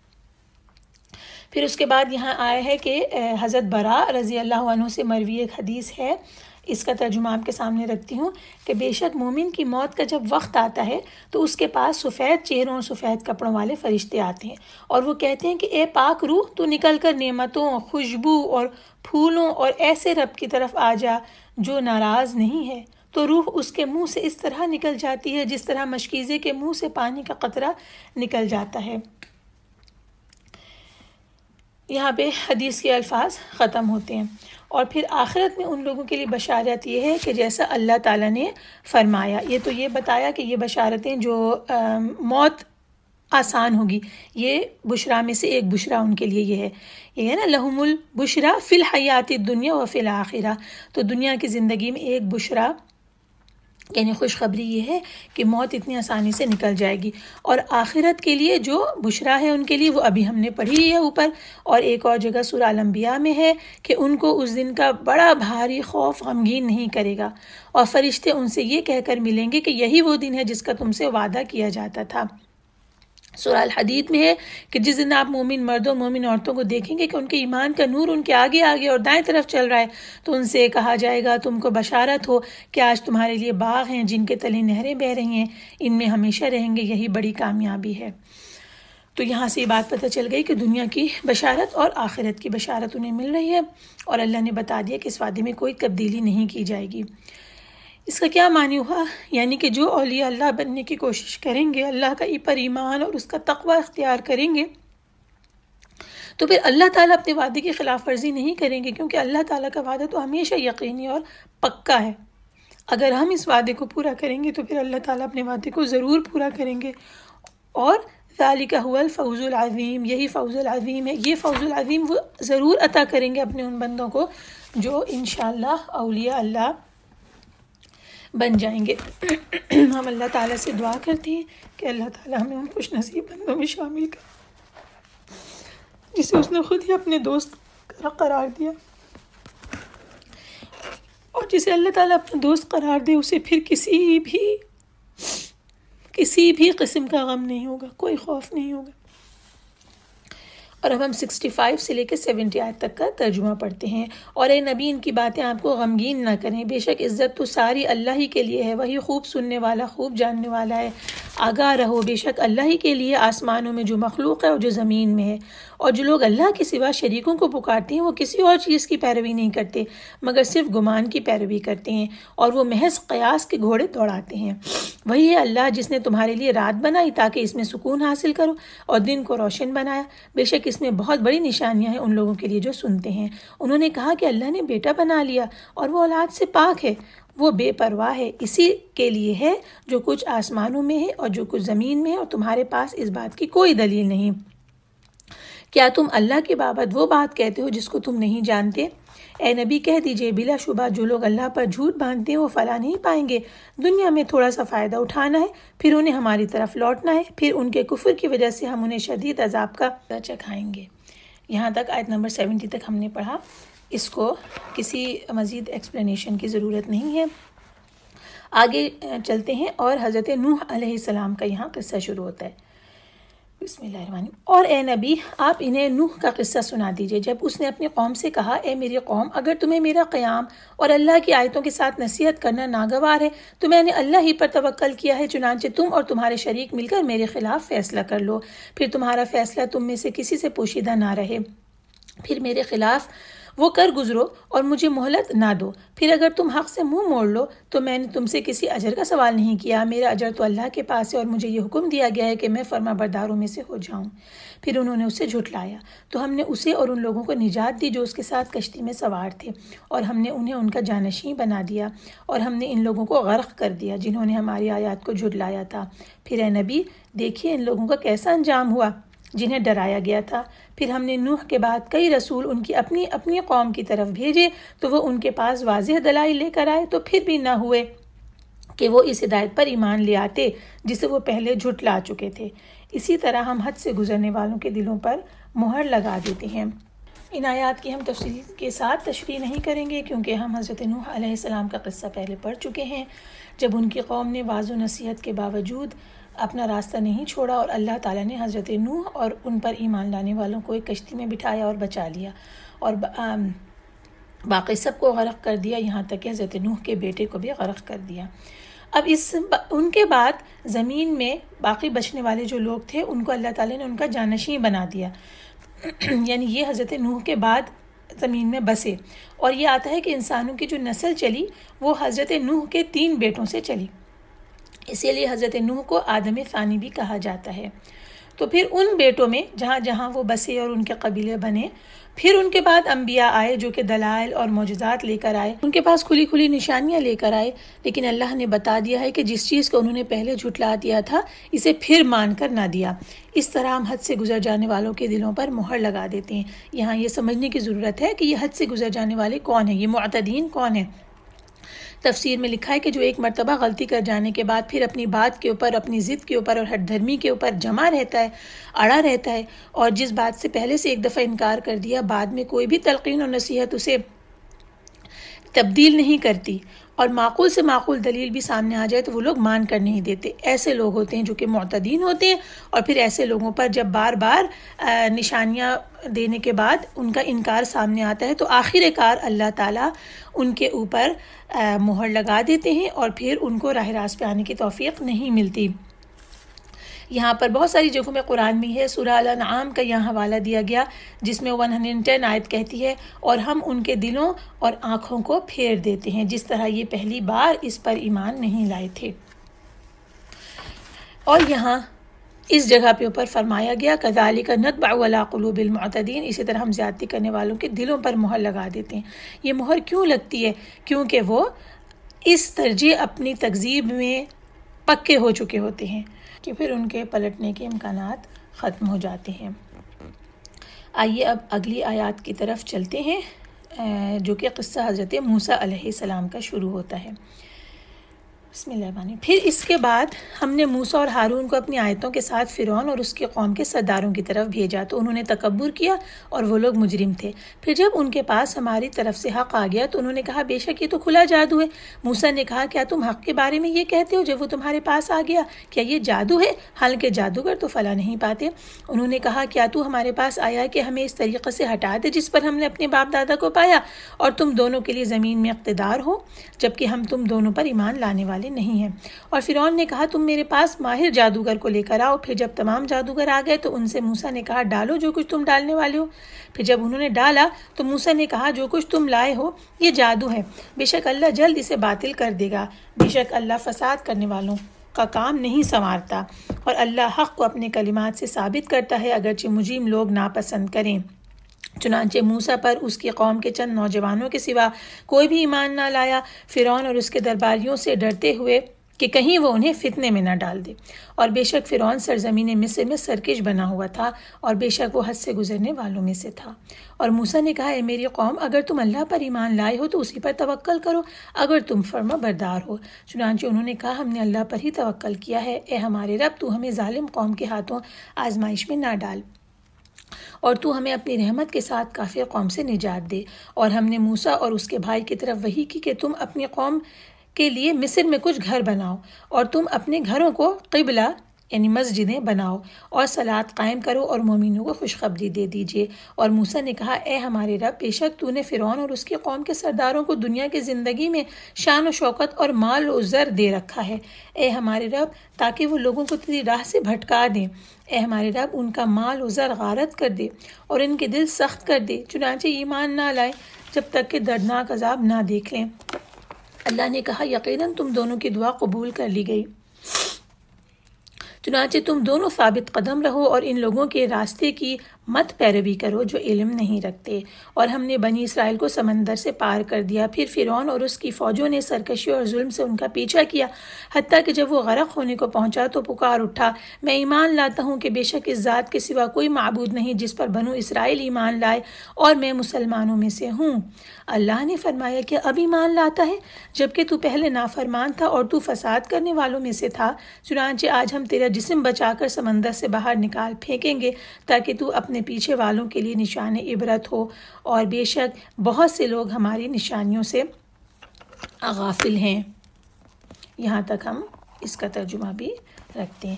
اب ہم پہلے حضرت موسیٰ علیہ السلام اور بنی اسرائیل کے قصے کو تفصیل کے ساتھ پڑھ چکے ہیں، لیکن اس مقام پر جو باتیں نئی آئی ہیں جو پہلے نہیں تھیں ہم ان کا یہاں پر ذکر کر لیتے ہیں.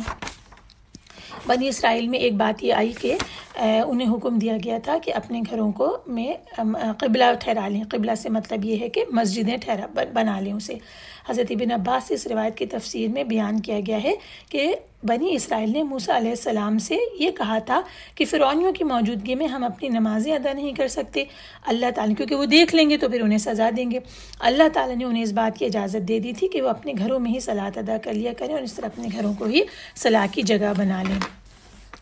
اس کے بعد جو حضرت موسیٰ کی فرعون اور اس کے سرداروں کے لیے بد دعا ہے، یہاں پر اللہ تعالیٰ نے حضرت موسیٰ کی فرعون اور اس کے سرداروں کے لیے بد دعا کا جو ذکر کیا ہے وہ انہوں نے اس وقت کی تھی جب انہوں نے بار بار پیش کرنے کے باوجود قبولیت حق سے انکار کر دیا تھا اور اپنی دشمنی میں، سرکشی میں، بغاوت میں اور ظلم میں جمے رہے تھے. حضرت موسیٰ نے آخر کار یہ دعا کی تھی کہ فرعون اور اس کی قوم کے سرداروں کو جو آپ نے زینت دی ہے اور دنیا کے ساز و سامان سے نوازا ہے اور مال سے نوازا ہے، اس سب کے ساتھ ہی تیرے راہ سے لوگوں کو گمراہ کر رہے ہیں. اور پھر اللہ تعالیٰ سے دعا کی تھی کہ انہیں برباد کر دے. ربنا اطمس علی اموالہم، یعنی کہ ان کے مالوں کو برباد کر دے. پھر ایک اور وشدد علی قلوبہم، ان کے دلوں کو سخت کر دے. استغفر اللہ. اور یہ معنی ہے ان کے دلوں پر مہر لگا دینے کی، تاکہ وہ ایمان نہ لائے یہاں تک کہ عذاب علیم دیکھ لیں. یہ حضرت موسیٰ کی جو بد دعا تھی یہ حضرت نوح علیہ السلام کی بد دعا کی طرح ہے. جبکہ نبی نے تمام کوشش کر لی اور جب اسے اندازہ ہو گیا کہ ان میں خیر اور بھلائی کا کوئی بھی یعنی کہ پوائنٹ باقی ہی نہیں رہا ہے، تو پھر انہوں نے بد دعا کی تھی. اور حضرت ہارون نے بھی آمین کہی تھی. پھر اللہ تعالیٰ نے بتا دیا کہ قد اجیبت دعوتکما، یعنی یقیناً تم دونوں کی دعا قبول کر لی گئی ہے. اور پھر ان سے کہا کہ تم ثابت قدم رہنا، یعنی کہ تم میرے حکم پہ ثابت قدم رہنا. اچھا، یہ بد دعا قبول ہو گئی اور اس کے بعد اللہ تعالیٰ نے، جیسا کہ ہم نے پڑھا کہ سمندر کو پاٹ دیا گیا اور تمام کا تمام لشکر گزر گیا بنی اسرائیل کا. اور اس کے بعد فرعون اور اس کا لشکر جب اس میں داخل ہوا تو کیا کیفیت ہوئی. اللہ تعالیٰ نے فرعون اور اس کے لشکروں کو غرق کرنے کی کیفیت بیان کی ہے کہ جب موسیٰ علیہ السلام کی صحبت میں بنی اسرائیل مصر سے نکلے اور تقریباً ان کی تعداد یہاں لکھا ہوا ہے کہ 6 لاکھ تھی. پھر اللہ تعالیٰ نے سمندر کو پھاڑا اور یہ بحر قلزم تھا، اس کو یہ پورا عبور کر گئے. اور جب آخری شخص بھی ان کا باہر نکل گیا تو فرعون اپنے لشکروں سمیت داخل ہو گیا. فرعون کے لشکر میں سیاہ رنگ کے 1 لاکھ گھوڑے تھے. اور اس کے بعد تمام کا تمام لشکر جب پانی میں گیا اور اللہ تعالیٰ نے دونوں موجوں کو ملا دیا، اب انہوں نے کوشش کی کہ یہ واپس پلٹیں، مگر اب کیسے پلٹ سکتے تھے؟ اب تو یہ تقدیر کی گرفت میں آ گئے تھے اور حضرت موسیٰ علیہ السلام کی بد دعائیں کے حق میں قبول ہو چکی تھی. آخری وقت میں ڈوبتے ہوئے جب اس نے یہ کہا کہ میں ایمان لاتا ہوں، تو اس وقت اللہ تعالیٰ نے بتا دیا الآن وقد عصیت قبل، کہ اب ایمان لاتا ہے جبکہ تو پہلے نافرمانی کرتا رہا، زمین کے اوپر فساد برپا کرتا رہا. تو اس سے یہ بات پتہ چلی کہ جب حلق تک موت پہنچ جائے اس وقت ایمان لانا کچھ بھی فائدہ نہیں دیتا. پھر اللہ تعالیٰ نے اس کے جسم کو عبرت بنا دیا کہ ہم تیرے بدن کو بچا کر سمندر سے باہر کر دیں گے. حضرت ابن عباس اور دیگر سلف نے فرمایا ہے کہ بعض بنی اسرائیل کو فرعون کی موت کے بارے میں شک تھا، یعنی بنی اسرائیل جب وہاں سے نکل آئے تو انہیں اس بات کا شک تھا کہ فرعون ڈوبا ہے کہ نہیں. اللہ تعالیٰ نے سمندر کو حکم دیا کہ وہ اس کے جسم کو صحیح سلامت لیکن روح کے بغیر باہر نکال دے. اس نے اس وقت اپنی زرہ بھی پہن رکھی تھی. سمندر نے باہر نکال کر اسے ایک اونچی جگہ پر پھینک دیا اور لوگوں کو اس کی موت اور ہلاکت کے بارے میں یقین ہو گیا. اور پھر اس کے بدن کو محفوظ کر دیا گیا، وہ محفوظ رہا اور عبرت کا نشان بن گیا. جہاں لکھا ہے کہ پچھلوں کے لیے عبرت ہو، تو وہ ہے کہ ہمیشہ تک لوگوں کے لیے فرعون کے جسم بطور عبرت موجود ہے. اور فرعونیوں کی ہلاکت کا یہ واقعہ جو تھا وہ 10 محرم الحرام عاشورہ کے دن پیش آیا تھا، جیسا کہ امام بخاری نے حضرت ابن عباس کی روایت کو بیان کیا کہ جب رسول اللہ صلی اللہ علیہ وسلم مدینہ تشریف لائے تو یہودی عاشورہ کے دن کا روزہ رکھا کرتے تھے. رسول اللہ صلی اللہ علیہ وسلم نے دریافت فرمایا، ترجمہ تم اس دن کا روزہ کیوں رکھتے ہو؟ انہوں نے جواب دیا، اس دن موسیٰ فرعون پر غالب آ گئے تھے. رسول اللہ صلی اللہ علیہ وسلم نے صحابہ سے فرمایا، ان کی نسبت موسیٰ کے تم زیادہ حقدار ہو، لہٰذا تم بھی اس دن روزہ رکھا کرو. اب 100 آیت تک کا ترجمہ پڑھتے ہیں جس میں کہ یہ قصہ آگے بڑھ رہا ہے. اور یقیناً ہم نے بنی اسرائیل کو اچھا ٹھکانہ دیا اور ہم نے انہیں پاکیزہ چیزوں سے رزق دیا. پھر انہوں نے باہم اختلاف نہیں کیا حتیٰ کہ ان کے پاس علم آ گیا. اے نبی، بے شک آپ کا رب ان کے درمیان روز قیامت کو ان باتوں کا فیصلہ کرے گا جن میں وہ اختلاف کرتے تھے. پھر اگر آپ اس کتاب کے متعلق شک میں ہوں جو ہم نے آپ کی طرف نازل کی ہے تو ان لوگوں سے پوچھیے جو آپ سے پہلے کتاب پڑھتے ہیں. یقیناً آپ کے پاس آپ کے رب کی طرف سے حق آ گیا ہے، لہٰذا آپ شک کرنے والوں میں سے نہ ہوں اور آپ ان لوگوں میں سے نہ ہوں جنہوں نے اللہ کی آیتوں کو جھٹلایا، ورنہ آپ خسارہ پانے والوں میں سے ہوں گے. بے شک جن لوگوں کے بارے میں آپ کے رب کا حکم صادر ہو چکا وہ ایمان نہیں لائیں گے. خواہ ان کے پاس ساری نشانیاں آ جائیں، حتیٰ کہ وہ دردناک عذاب دیکھ لیں، پھر کیوں نہ ہوئی کوئی بستی ایسی کہ وہ عذاب سے پہلے ایمان لائی ہو، پھر اس کے ایمان نے اسے نفع دیا ہو، سوائے قوم یونس کے۔ جب وہ ایمان لے آئے تو ہم نے ان سے ذلت کا عذاب ٹال دیا دنیا کی زندگی میں، اور ہم نے ایک مقرر وقت تک انہیں اس سے فائدہ اٹھانے دیا۔ اور اگر آپ کا رب چاہتا تو جو لوگ زمین میں ہیں سب کے سب سارے ہی ایمان لے آتے، پھر کیا آپ لوگوں کو مجبور کریں گے حتیٰ کہ وہ مومن ہو جائیں؟ اور کسی شخص کے لیے ممکن نہیں کہ وہ اللہ کے حکم کے بغیر ایمان لائے، اور وہ اللہ ان لوگوں پر پلیدی یعنی عذاب ڈال دیتا ہے جو عقل سے کام نہیں لیتے۔ یہ 100 نمبر آیت تک کا ہم نے ترجمہ پیش کیا ہے۔ آیات کے اس مجموعے میں 2 باتیں ایسی ہیں جو آپ کے سامنے تفسیر میں سے پیش کرتی ہوں۔ ایک تو قوم یونس کی، جس کے بعد اس سورہ کا نام یونس ہے، لیکن حضرت یونس علیہ السلام کا قصہ تفصیلی اس صورت میں نہیں ہے، صرف ایک آیت ہے اس بارے میں۔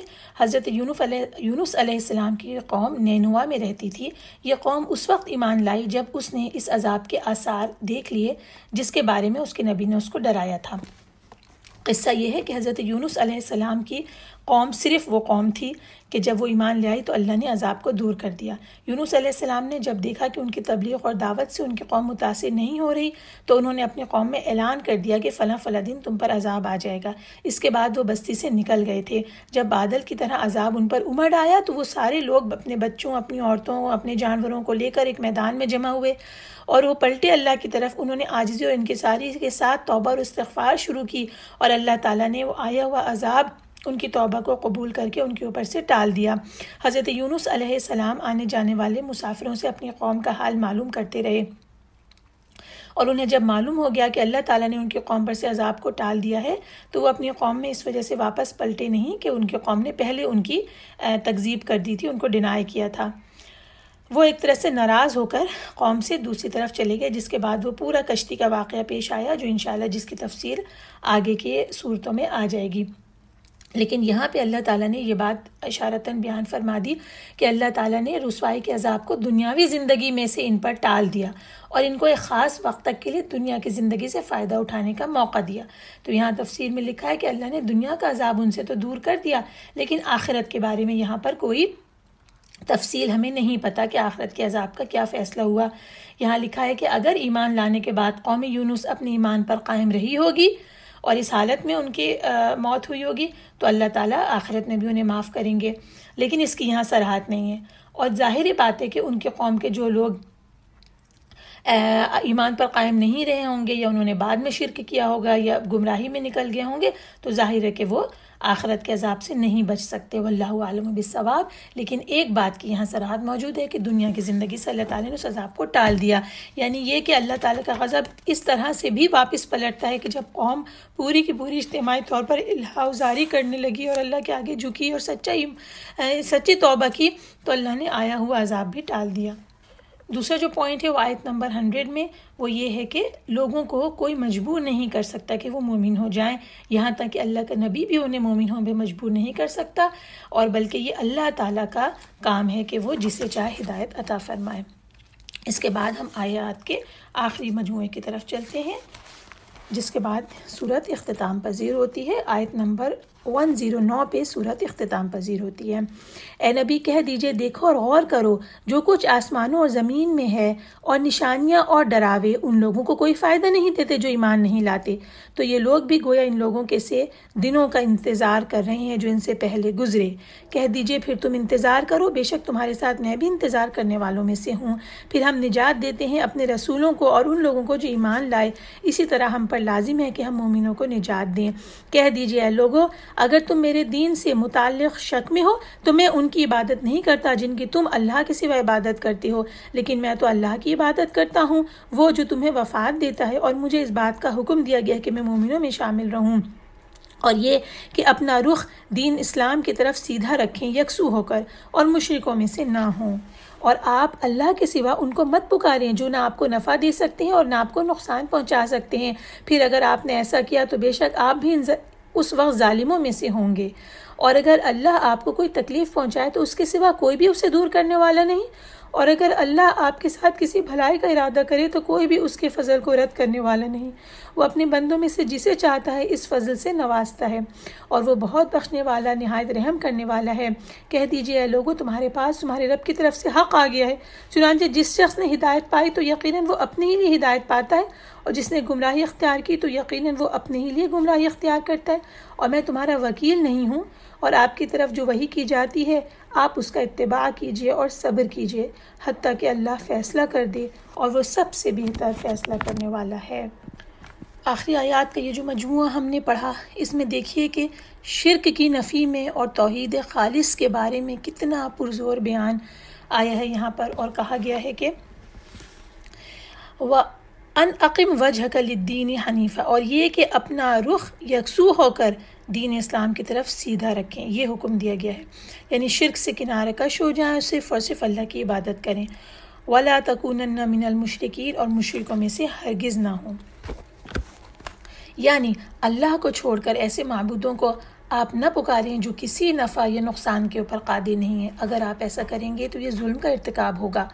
لکھا ہے کہ ظلم کے معنی ہے، لفظ ظلم کے معنی ہے کسی چیز کو اس کے اصل مقام سے ہٹا کر کسی اور جگہ پر رکھ دینا، اور عبادت چونکہ صرف اللہ کا حق ہے جس نے تمام کائنات بنائی اور تمام اسباب حیات وہی مہیا کرتا ہے، تو وہی عبادت کا مستحق ہے۔ اب اس کو چھوڑ کر کسی اور کی عبادت کرنا تو گویا یہ عبادت کا نہایت غلط استعمال ہے، اور یہ ظلم ہے عبادت میں۔ اسی لیے شرک کو ظلم عظیم کہا گیا ہے، اور یہاں بھی اگرچہ خطاب رسول اللہ صلی اللہ علیہ وسلم سے ہے، لیکن اصل میں تمام انسانیت سے یہ خطاب ہے اور امت محمدیہ سے یہ خطاب ہے کہ اپنے رخ کو یکسو ہو کر دین اسلام کی طرف پھیر لیں اور شرک سے کنارہ کشی کر لیں۔ ہم اللہ تعالیٰ سے ہر قسم کے کھلے چھپے، چھوٹے سے چھوٹے، بڑے سے بڑے، ہر قسم کے شرک سے اللہ تعالیٰ کی پناہ مانگتے ہیں اور اللہ تعالیٰ سے استغفار کرتے ہیں۔ استغفر اللہ ربی من کل ذنب واتوب الیہ۔ آج الحمدللہ سورہ یونس کی تفسیر اختتام پذیر ہوتی ہے، اور اللہ تعالیٰ کی مدد شامل حال رہی تو ہم سورہ ہود کی تفسیر شروع کریں گے، جو کہ 11ویں سورت ہے قرآن پاک کی۔ وآخر دعوانا ان الحمدللہ رب العالمین۔ السلام علیکم ورحمۃ اللہ وبرکاتہ۔